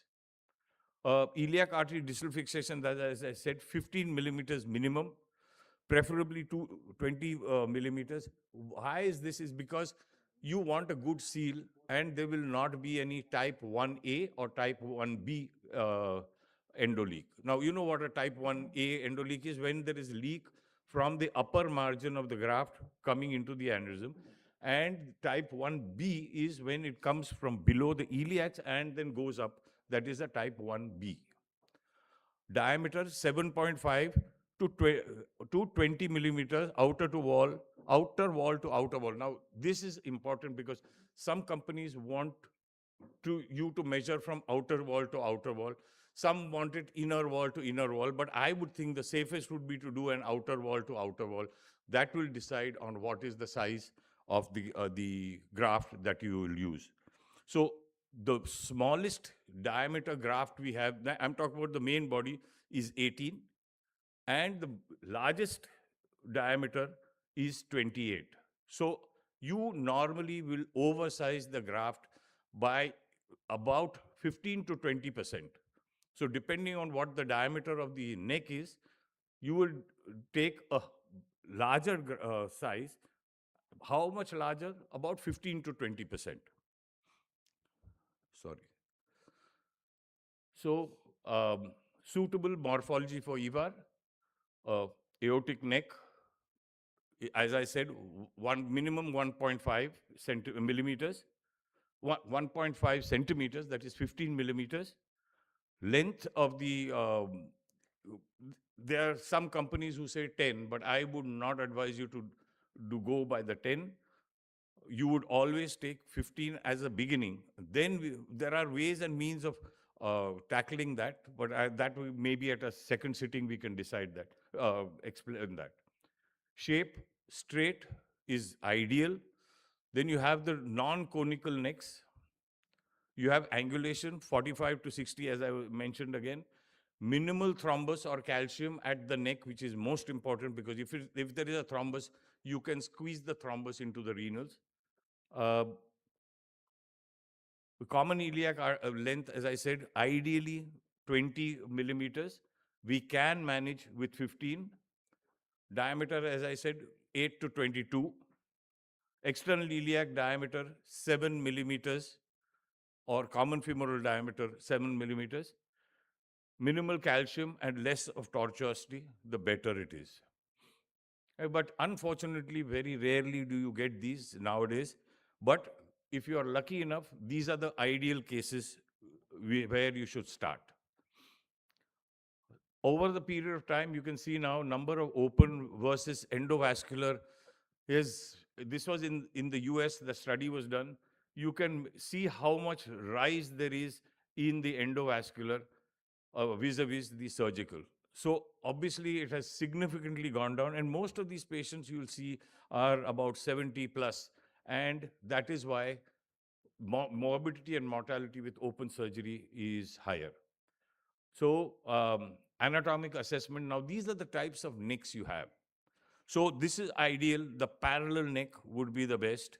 You have a irregular hourglass or bulge like you have here at the neck. So these are not the ideal candidates. Then you have the conical necks, like you have a regular funnel neck, or you have an inverted funnel neck. That means to say it starts nearly parallel at the renal level and then starts expanding. So those are the cases that one should resist from doing the initial cases. So these are what we call the hostile necks. Now, if you see here, this is one of the cases where there is a very irregular neck. You can overcome this by oversizing it a little more. As I told you, 15 to 20% more. In these cases, when you are worried about a type 1 endoleak, you can oversize it a little more than 20%. So these are all the different types of hostile necks you have, as well as if you see in the iliacs also, in the first top image, you will see that there is thrombus within the aneurysmal dilatation of the iliacs as well as thrombus within it. So if you see the necks again here, you are seeing right at the renal level, you are seeing thrombus around the opacified aorta and very close to the renals. And that's why we would be a little scared of doing a regular EVAR in these cases. Another example of a hostile neck, here again you can see there is a lot of thrombus there and very close to the renals. So now short necks, that means to say less than 15 millimeters, is an issue. Those are the cases you should try and avoid. The angulated necks, again, as I said, if you see here, it is more than 60-degree angle, so we should avoid these cases. Patient selection, considering the flared necks, that again is an issue. Okay, I'll just mention, we do these now because we are pushing the envelope a little further. What we do is, if we feel that this is a possible candidate for an endoleak, what we do is we deploy the graft, and because we want it to sit properly against the wall, we will put a regular balloon mounted bare stent at that neck so that it tacks very well and it gives you that expansile force to prevent a type 1 endoleak. But this is at a later stage. You will ask me that why every case you're showing me, we should not be doing. Yes, we should. Ideally, when you're starting the program, you should not. But there are alternatives to it, but you want to do it. Then these are the options that you have. You use a bare metal balloon mounted stent, which you can blast the wall, and so that there is no gap between the aorta and the device. Bulging neck, again, this is a difficult one to do because you very difficult to get a proper seal if you have a bulging neck like this. As I said again, thrombus near the neck is a problem. There can be as much thrombus as you want in the aneurysm. That is okay, no problem. Sometimes you see that the aorta looks straight at the aneurysmal segment, but there is a lot of thrombus there. That does not mean to say that these patients will not rupture. They can rupture. So we have to decide on the diameter of the aneurysm. As I said, 5 centimeters or more. If it is less than 5 centimeters, you can keep the patient on surveillance. Now look at these iliac arteries. These iliac arteries are not good arteries to take a device up. Yes, we have done them. We have, when the patient needs it, we have done IVL, we have done plasty and put a stent in there so that the device can go up. But that is the next level that one goes once you have done at least 4 or 5 regular aortic aneurysms. Calcified arteries, again, we have done a lot of these now because we had to do these patients. Everybody has refused, then they come to us, and then we open up the iliacs and then take the device up. Iliac fixation site, again, should be non-aneurysmal. If the common iliac is completely aneurysmal, then you will have to extend the graft into the external iliac after you coil the internal iliac. Ideally speaking, you should not do bilateral internal iliac coiling. One side is okay, but you should leave one side open. As I said, bilateral iliac aneurysms are there, then you have no alternative. But you can embolize one, and then you put an iliac branch device if required, so that you save the internal iliac on one side. So an anatomical assessment of the iliac artery is important. Inability to maintain the patency of at least one internal iliac artery, or occlusion of the indispensable inferior mesenteric artery may increase the risk of pelvic and bowel ischemia. Most of the time, you are covering the inferior mesenteric artery. So, inferior mesenteric artery, even if you close, you know that through the arc of Riolan, you'll get a supply. Sometimes there is a type B leak going from the arc of Riolan. The inferior mesenteric artery fills the aneurysm. Then in those cases, you have to coil the internal iliac artery. Later, not at the time of the main procedure. Of course, you have to look at involvement of the major vessels in the aneurysmal sac, but most of the time it is not an issue because there is a lot of thrombus there and they're already occluded. So why we're looking at these is for fear that you'll have an endo leak within. So what are the measurements? As I said, you need to know the diameters at the level of just below the renals. Look at the diameter of both iliac arteries so that you can decide on what is the size of the limb as well as the size of the graft that you have to order. So that is the D1, D2, D3. That is the diameters. And lengths, as I said, length 1 is from the renal to the bifurcation. Length 2 is from the renals to the bifurcation of the iliac, and the same for the opposite side. So these are the measurements that one would do before you decide on the graft. As I said, now you know, depending on the diameter, you would size it 15 to 20% more than the size of the aorta and the iliacs. External iliac diameter is always measured in the axial sections so that you get the proper diameter of the iliac. Sometimes you can also do an ultrasound.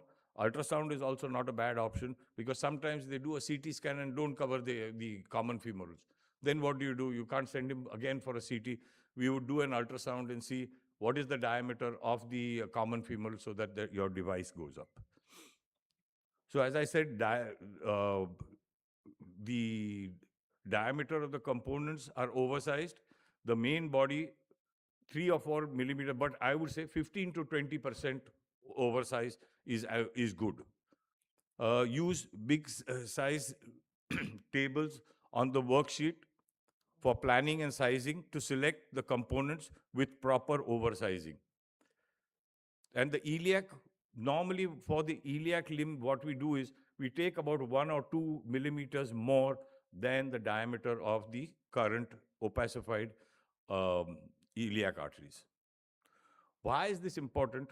Because if you oversize it too much, then there is infolding of the graft material because the stent doesn't open, and it can cause a lot of thrombosis within the graft. So, or if you undersize it, you can have an endo leak. So it is optimum oversizing that has to be done. That would be, as I said, 15 to 20%. So you have different types of limbs. You have a flared bell-bottom limb. You have a parallel limb. So these are the important things that you have to see and decide what is going to be your sizing of the limbs also. Whereas sometimes when you are doing the entire common iliac is aneurysmal, as well as a large diameter of the external iliac. When you are extending the graft into the external iliac, you will have to you will have to sometimes use a bell bottom. That's why these stents are designed. Most of the companies have each limb is about 12 in diameter. So you have to uh, oversize that also so that you stop the leak from the overlapping limbs.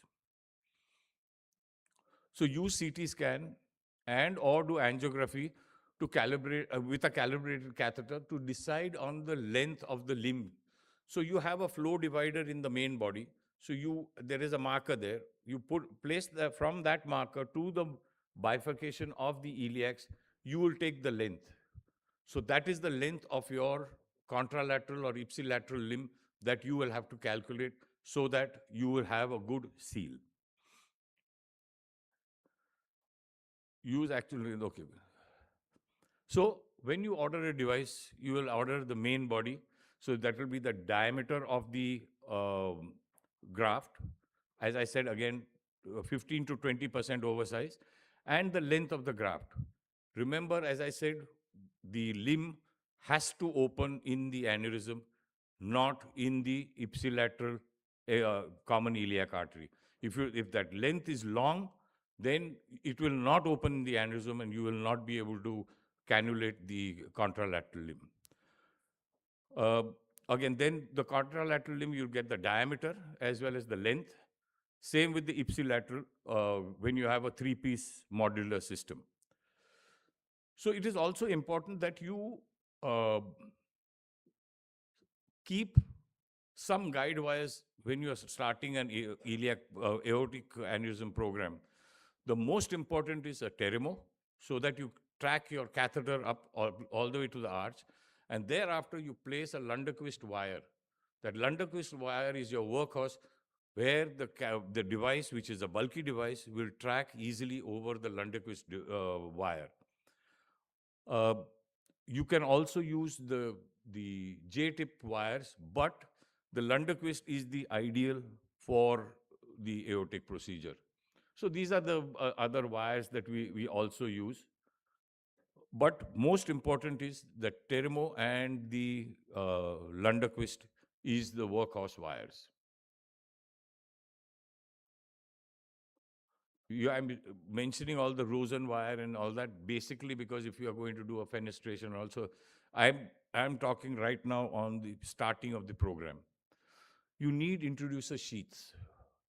Quite often you are in a quandary whether this device will track up or not. So what you can do is you take a large diameter sheath. Suppose your device is 20 French device. You get 20 French sheaths. So you can place the 20 French sheath and then go through that sheath. So once that sheath has gone up, you know you have no problem. And then instead of opening up the device yourself, and then the cost becomes an issue. Normally you can do it percutaneously, or you can have a surgeon opening up the common femoral artery so that you can get a better control. I prefer to do open rather than a totally endovascular, unless there is some major issue about giving anesthesia. Then and then only do I use three closure devices for these patients. So these are the big sheets that you get from Cook. I think there are Medtronic also has. I think LifeTech also has the bigger diameter sheets. 20, no, you don't have. So you can go up to 24 French sheets you get with both Medtronic as well as Cook. These are the dilator sets. If you're worried the device is not going to go, then you have the dilator sets. You can dilate the artery before going in with the device.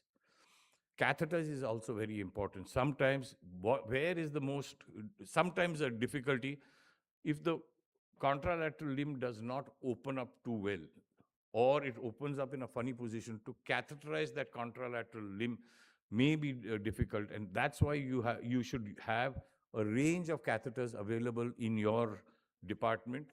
And most of the time we can get away with a headhunter or a right coronary Judkins catheter, but sometimes you may need some other, like a Vert, or you have different. Cook has a range of catheters, so that you can cannulate it. That has never been an issue. The only time, if you have some issue, you can always come from the brachial, go into the contralateral limb, and snare out the wire from the contralateral groin.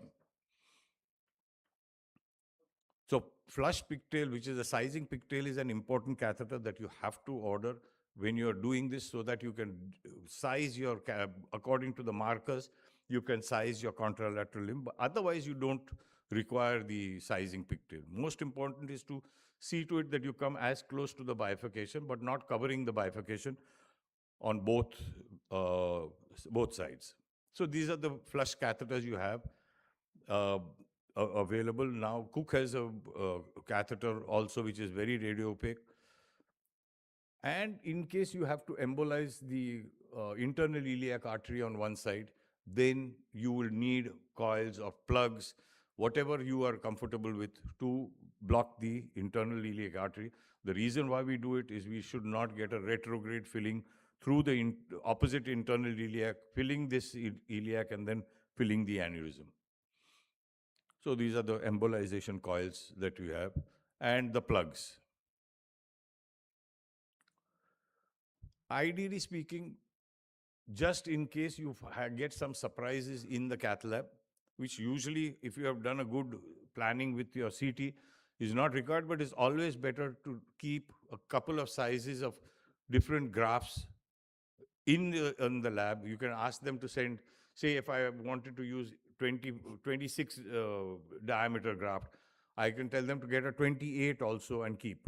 So that in case last minute you feel that being 26 will be undersized, then you can always take a 28 diameter graft.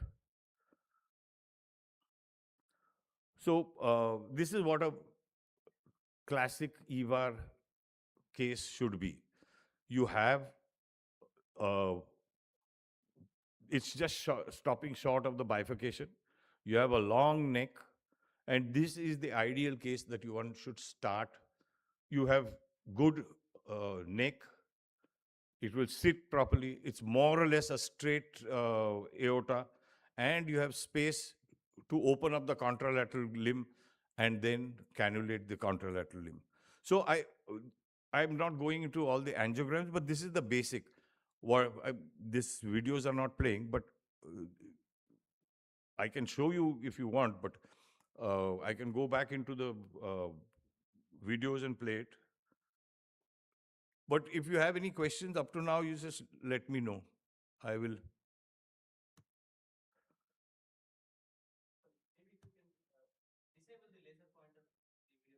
No, it was not playing even before.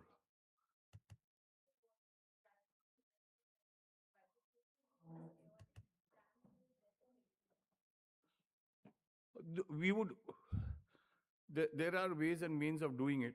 The point is that as a beginner, I would suggest you don't do it.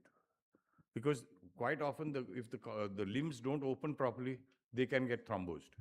But in case you want to do it, then what we do is, we can cannulate it, but then you use a proper angioplasty balloon, because you've now covered the entire aneurysm. You're not worried about rupture.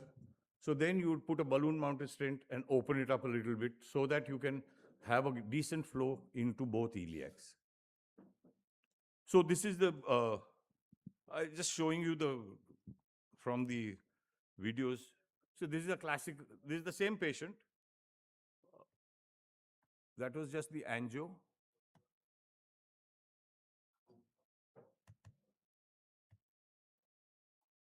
So we are taking the device on the left side. Now, what I forgot to tell you was that if you're not comfortable coming, we are always comfortable taking the main body from the right. But for some reason that the artery is a little smaller, the left one, it looks bigger than the right. Then what we would do is we would go from the left side And then if you're coming from, all these are designed. Yeah.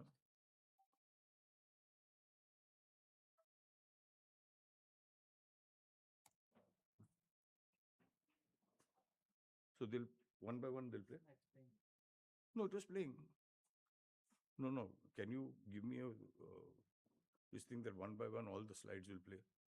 I mean the videos like this. I don't have to go back. So this I've shown. This one I've shown. Now I'll have to go back here. Is there any way I can?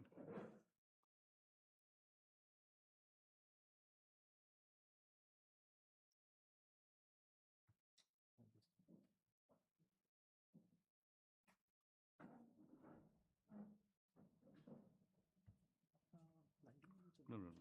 Slide में चलानी है ना sir? हाँ ये no, can you? Slide में चलानी, PPT में चलाना नहीं ये चलता नहीं है on PPT. It's not linking. So what I'm saying is that if we can show, instead of going back every time and going to this, can we just one by one play? हाँ. Open करो ना, one by one. हाँ.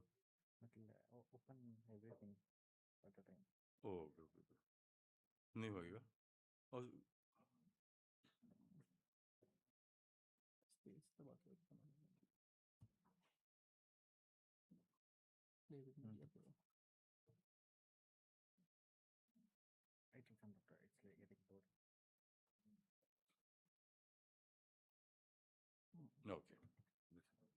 Okay. So this is the proper the angio.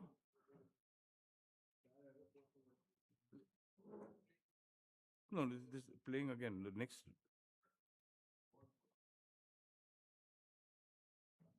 It's going back. Okay, doesn't matter. Forget it. We'll do that only.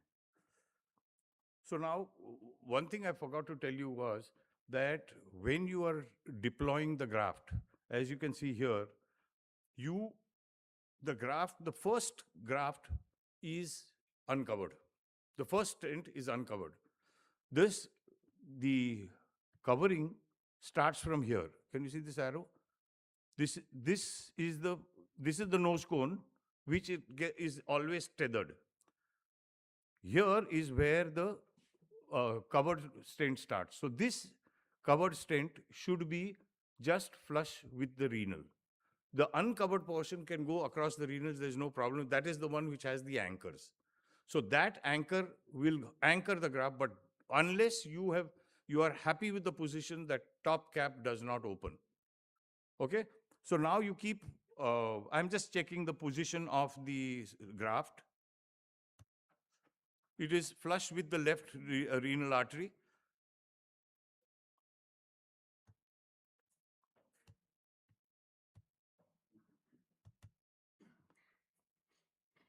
Now, once I am happy, the contralateral limb has opened. You can see here, the contralateral, because I've come from the left side, the contralateral gate will open on the right side.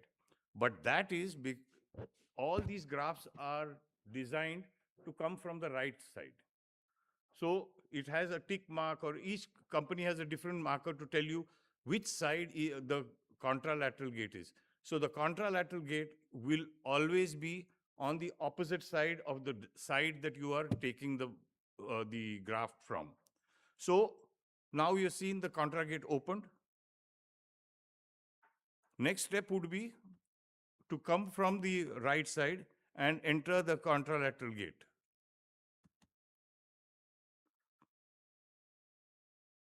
But we are so used to this now, we normally will not open the top cap till we have cannulated the limb. But we have foregone that step in this case because I was confident that I was within I can go into the contralateral gate anytime. But because you don't open up the nose cone, when you go with your wire from the contralateral limb into the graft, it will never cross into up. It will always loop at the apex of the graft because you have not opened the nose cone. That gives you an idea that you are in the graft, and then you can go ahead and open it. But we are so used to it now that we open up the nose cone. Why? Before we even cannulate it, so that we know that it will not move. In the manipulation, it will not move. That is why we do it that way.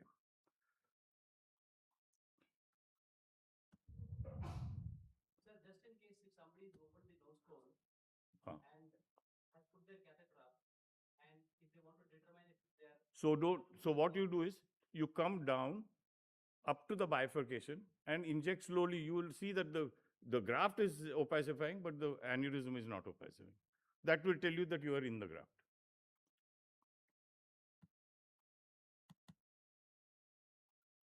So now we've cannulated the contralateral limb. As I said, now if you see here, you will have the flow divider, which is placed here. This is a marker here, which is the flow divider. So you have to overlap minimum 2, ideally 3.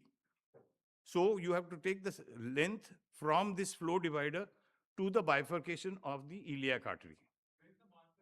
No, in this you can't see it too well, but I will tell you it is usually around this level. It's 5 centimeters. 5 centimeters of the covered. This one is uncovered. This one from here is covered. So usually that this thing marker will be somewhere here, which you are not seeing in this video too well. But everyone has a marker which will tell you where the flow divider is. The main body is 5 centimeters. Yeah, the main body. Most of the graphs is, there are some companies who give you a longer one also, that comes to 7 centimeters, but majority have 5 centimeters. So where the flow divider starts, you have to start counting from there to the bifurcation of the iliac arteries. So that will determine the length of your contralateral limb.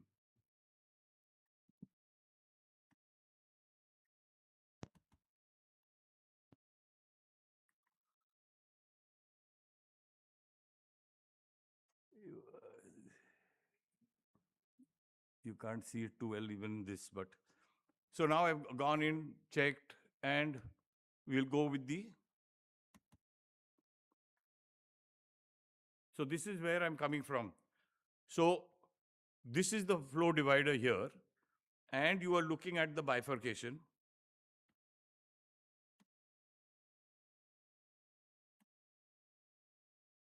Right? Why isn't it playing?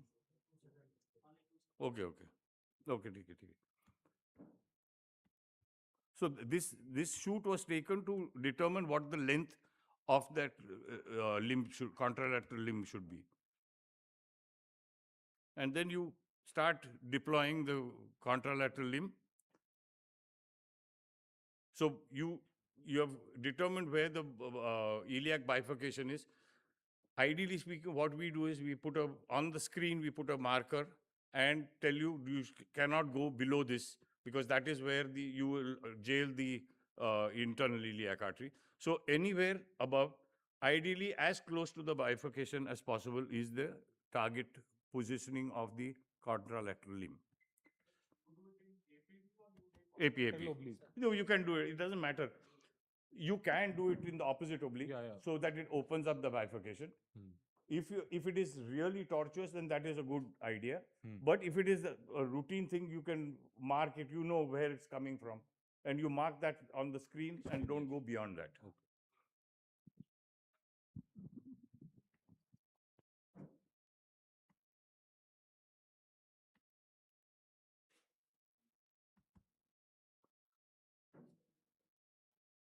Now this is the same thing I'm doing here. One second, I will show you here now. Okay, now you're seeing the bifurcation. Oops, it's slow.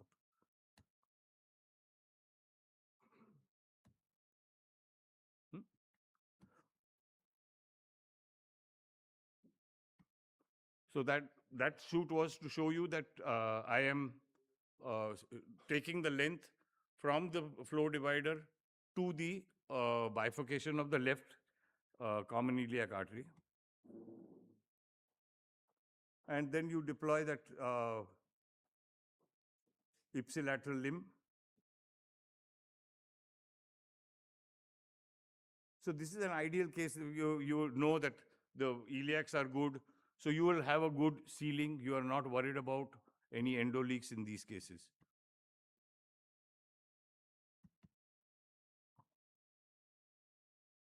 And uh, always, at least for the main body, you would use the what they call the Coda balloon or the Reliant balloon. These are they are sorry, compliant balloons. So it will not cause any trauma to the wall of the aorta, and it will kind of iron out the graft against the wall of the aorta so that you prevent endo leaks. One place is there. Wherever there is overlap, you should always balloon at the overlaps also. That means to say from the flow divider to the each limb, there you have to balloon, and then the lower end of the uh, graft in the limbs.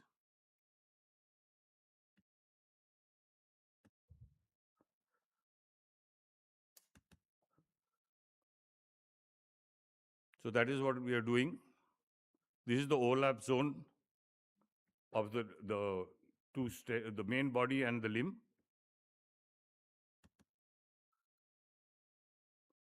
The lower end of the graft, the limb,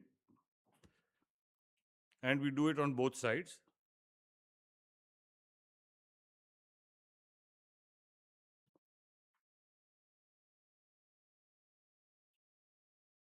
Right?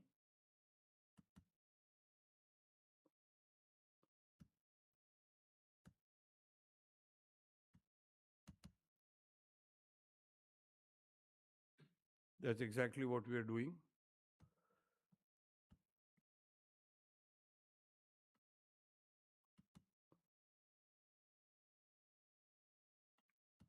And then you do the final angiogram.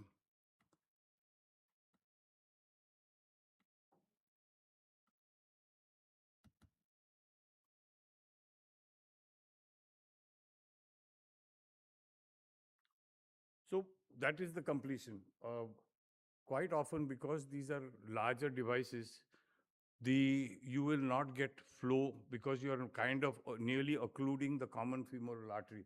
So you don't have to worry about it. You can always, what we do is put in a sheath there, and when you are injecting, you just aspirate from the side arm of the sheath, and automatically you will see that the flow is there. Sometimes you get worried, there's no flow in the iliac, external iliac. It is not happening because your device is occluding the artery, and once you aspirate like this, you'll get a good flow. So I think this is the basics of EVAR. Any questions, you are free to ask me. Rajesh. Huh? Good evening, both. I'm just workshop. I'm just doing a workshop. I'll call you back.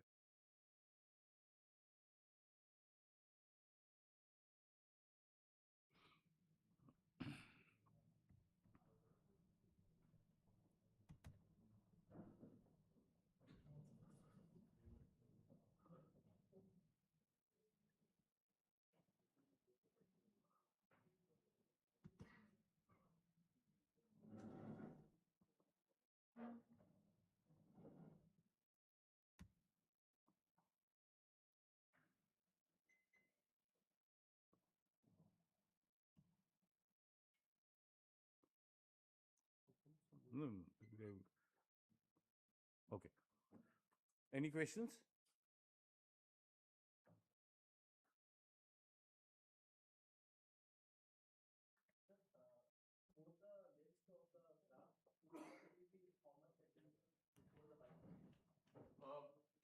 As close, but not.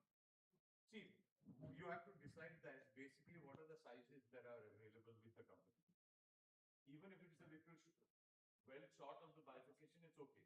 As long as you have a good enough sealing zone. No, no, it has to come into the iliac, but not into the external iliac. It has to be short of the bifurcation. Now it all depends on what size is available. Now, if I say the from the flow divider to the common, the bifurcation of the iliac is say 9. They have either a 12 or an 8. You put an N. If you're, as long as you're pretty sure that if you're going to seal the, and this is a classic case. So I mean, if you see the original,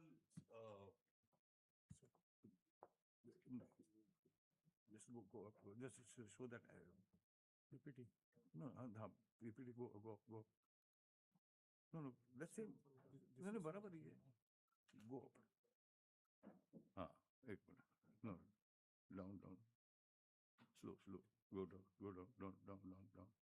Down. Yeah, this.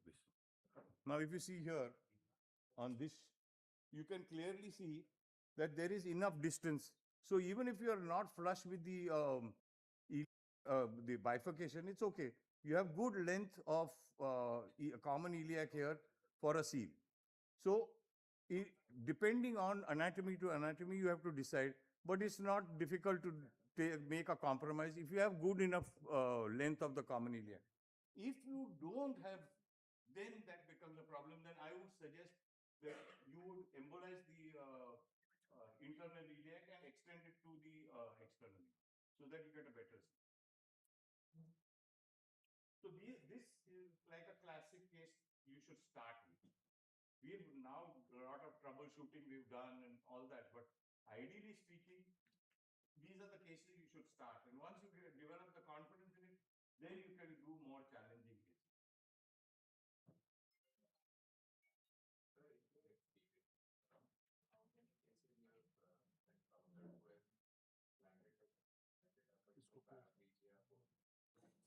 I have not had even one patient with EVA. I've in my life had 3 patients with paraplegia. But that is because one was I've gone to Ahmedabad and done it. Everything went off smoothly. Just a short thoracic graft I put. But that patient developed paraplegia, which was shocking. That was the only patient where I put a single graft in the thoracic and he developed paraplegia. But it recovered.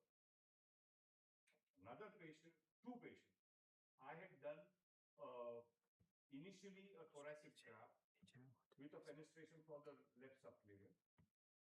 And 2 years or 3 years, one was 2 years later, the other was 3 years later, I covered the entire aorta because with a custom-made graft, not even a physician-modified graft. And they both developed paraplegia. One was as recently as 3 months ago. Which patient will develop paraplegia? Nobody can predict. And they say if you given an interval of some 6 months, collateral will develop. This I've given 2 years and 3 years, and they've developed paraplegia. So that is difficult to say. That's why I'm now very skeptical of covering the entire aorta. They say that you cover two out of the 4 zones, then you are likely to have paraplegia.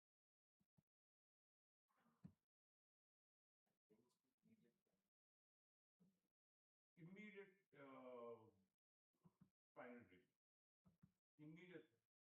The problem is what we finish it. The case I always shift the patient to ICU. I get a call the next day morning. He's not moving his leg.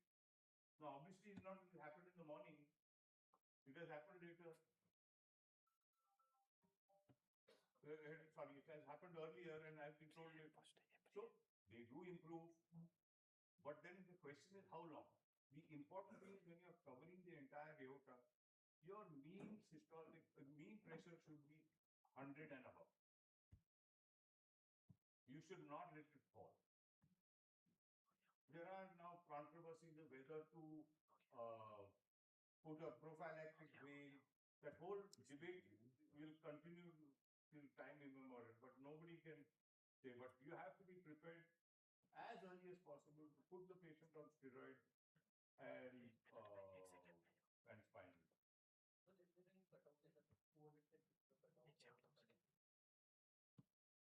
200. No, see, as I said, I just put a short thoracic graft. you can never tell where the anterior spinal artery is coming from. Unless you do an angiogram. These patients have aneurysm or dissection or something. You to do a spinal angio is also difficult. And most of the time on CT, you will not be able to pick up anterior spinal artery.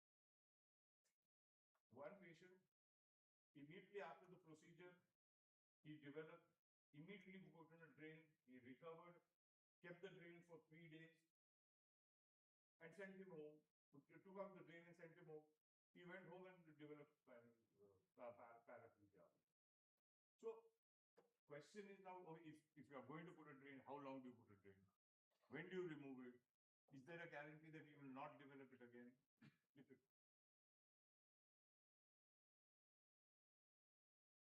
So you try to preserve both internal iliac artery, and if not, then what? Yeah. And if in case, like, I have not had even one patient with EVAR who's developed paraplegia. Not one. I have 700, 800 cases now done. Out of them, three patients have developed paraplegia, and those are basically covering the entire thoracic. Or the reason why we don't cover both internal iliac is that buttock claudication is the most important. But as I said, the zones, no, we are talking about subclavian, thoracoabdomen, and both iliac. If you are covering all these, those are the 4 zones. 2 of them you cover, there is a possibility that you paraplegia. That's not pertaining to this stent graft. Like in many of my cases, in like CTOs, long segments, I tend to put stents like iliac up to external iliac till the scapular margin, covering drilling both internal iliac. So, but those are not covered. No, that's bare. That doesn't matter. See, because if you are covering the internal iliac origin, that's why there's going to be no flow. So, but even then, when we are doing this, we are putting coils in the internal iliac and then covering or plug. So, ideally, if you are going to cover both, then it's wiser you do a iliac branch device for one, so that you prevent clotting. There are some where we have no option but to cover it.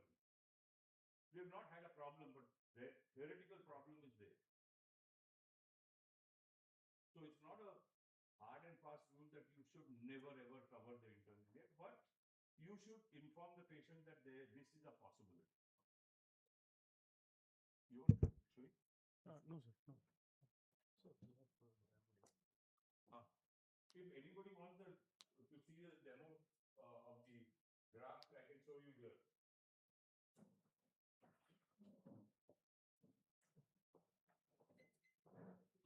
So as I said, this is the basic body. This is the tuberous component, and there's a flow divider here. Now, here you will on fluoro you can see it. That is the you will see a marker here is the flow divider. Yeah. So this is E. Okay, when it's E, that means to say this is the contralateral slip and this is the ipsilateral. Now they have this long ipsilateral, so it can be just 2 pieces. But you always have the option to go extend this lower. So when you are putting the contralateral, it has to come from here. So there is overlap of 2 centimeters, 3 centimeters, 3 centimeter overlap, so that you have a good seam, and then you can extend it as much as you want. This is 5 centimeters. Yeah. And we've got these anchors, you have to be careful of that. They are very sharp. And once you deploy the top cap, these anchors go and embed in the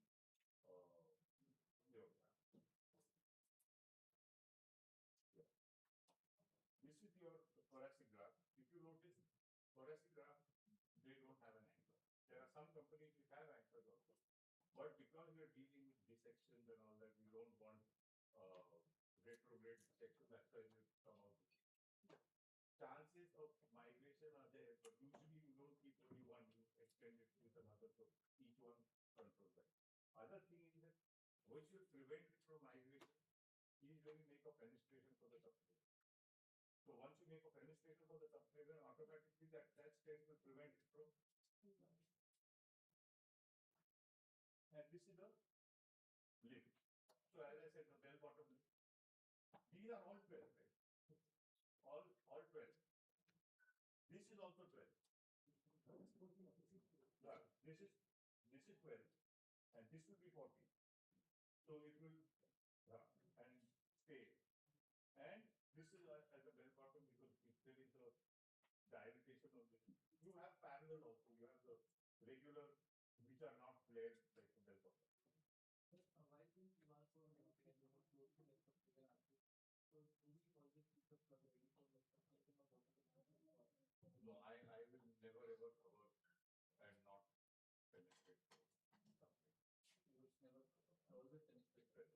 The reason is because, especially at dissection, you have lost an access if you jail the surface. Here at least it's just regularly was compatible for multiple things. So in that case, yes, you can do it. But I would always prefer, for some reason, if I cannot do a fenestration, I will let it be. But in case there is ischemia, then I will be prepared for a carotid to subclavian bypass.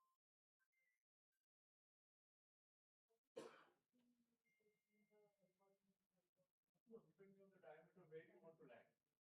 So if the landing zone is a little bigger, then you will put a bell bottom. Now, this is the device. Always this is locked. And your rotation. Yeah. So, if you start.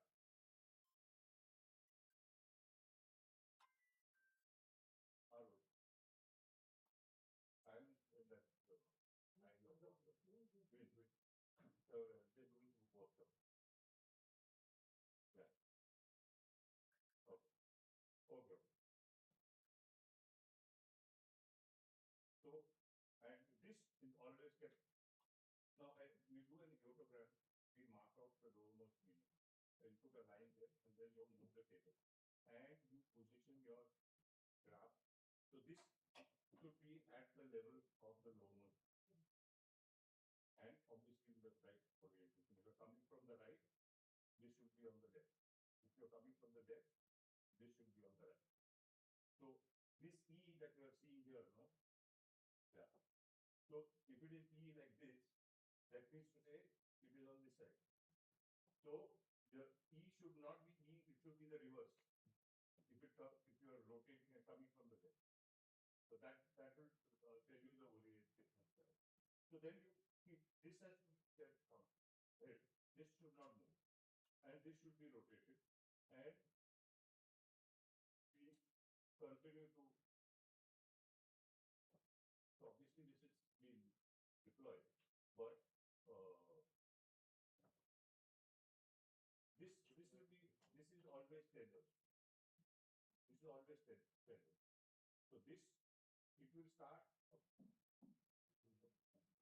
Yeah, it will open. This will be closed, and this will start opening it. Okay. So how to open that I will tell you later. So you keep deploying till you deploy the contralateral. Rotating till the contralateral limb opens. The ipsilateral limb will not open. So it's coming down, and then you stop. Okay, at this level it will open. It will be inside. Okay, and now you cannulate this. If you are worried that because of unstable position, then you deploy the nose cone. At nose cone deployment is like this. You remove this and you just pull this back. So this is. So when you pull this safety lock back, the bare metal string will open and anchor to the wall of the road.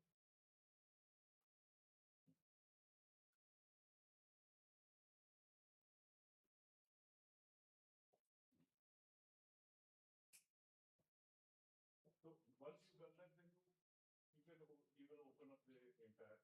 But before you deploy this link, you cannulate this one, or you cannulate before you deploy the node code, and then you open this and cannulate this.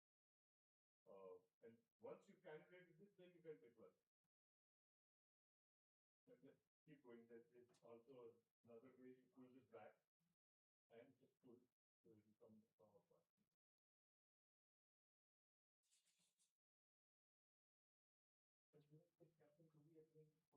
Yeah. No. So what the thing is that so what happens is when you do this,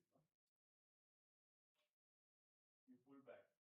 Now it is like this, right? No, okay. Now it's in the graph like this. This may get caught. So what we do, we take the device up a little into the geograph above, and then you pull it and you pull it back. So now it will not get caught in the stent or whatever. And then you pull this back. Right.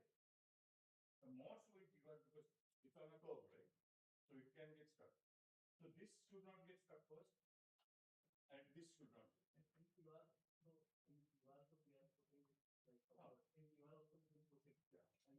Or you can, you see if what it can happen that if you're in the process pushing, this is open, right? It might get caught. So then you get it into the straight segment and then cap.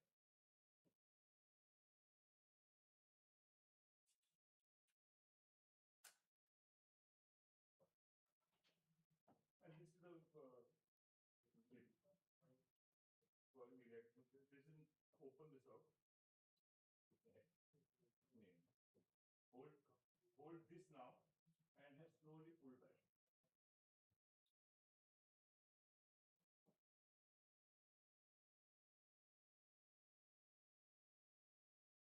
Only hook it. So.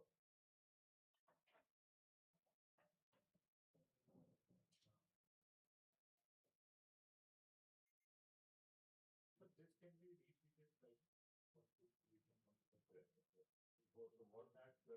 what we what we do is there are we don't.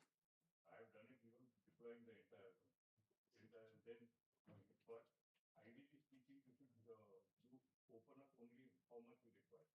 The rest is scheduled. Once you've done that, there are three ways of it. One is you take an umbilical tape, the umbilical tape and wrap it all around, and then slowly move forward and unravel the. But in that, what happens is the graph might. So we no, forget the markers, but your fenestrations are there, it might be okay. So coming into the device. So there are two other ways you can do it. This carry they have this crimper. So you can use the crimp it, and slowly when you forward this and release the crimper. That is the second. But I prefer you take a 1-0 suture and put a snugger and you snug it from here onwards to here. And then as you are recapturing, you are removing that suture. So with that, twisting does not happen with both the crimper or the.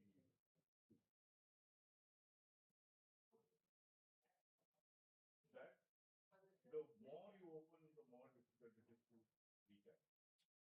But we have never failed in recap. It may take a little more time. So you prefer comfortable.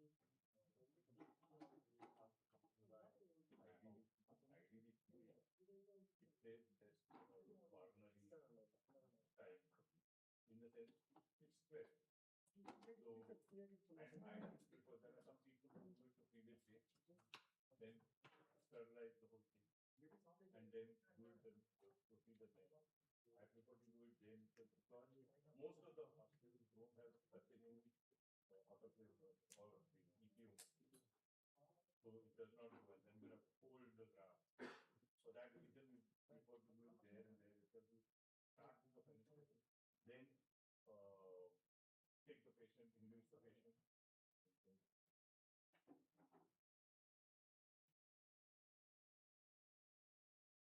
For that, by the time I started doing penetration, I must have done at least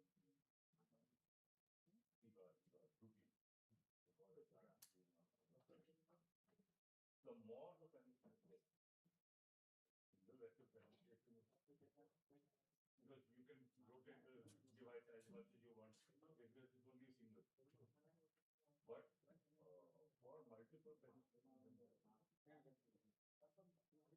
and I avoid doing nowadays some of the newer graph where kind of off-the-shelf graph where you can do all three vessels. But earlier nobody had penetration for this. So then we had to do it. That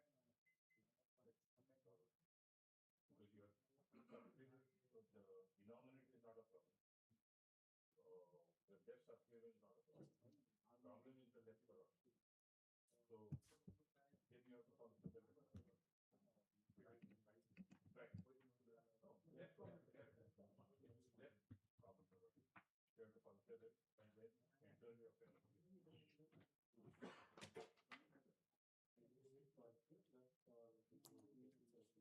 No, no, no.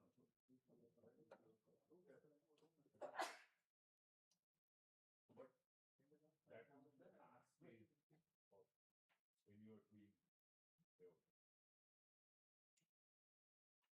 The point is, if the patient, and how much is the difference in cost? Not that much. Precision modified within the TMT is about 2 for the speed.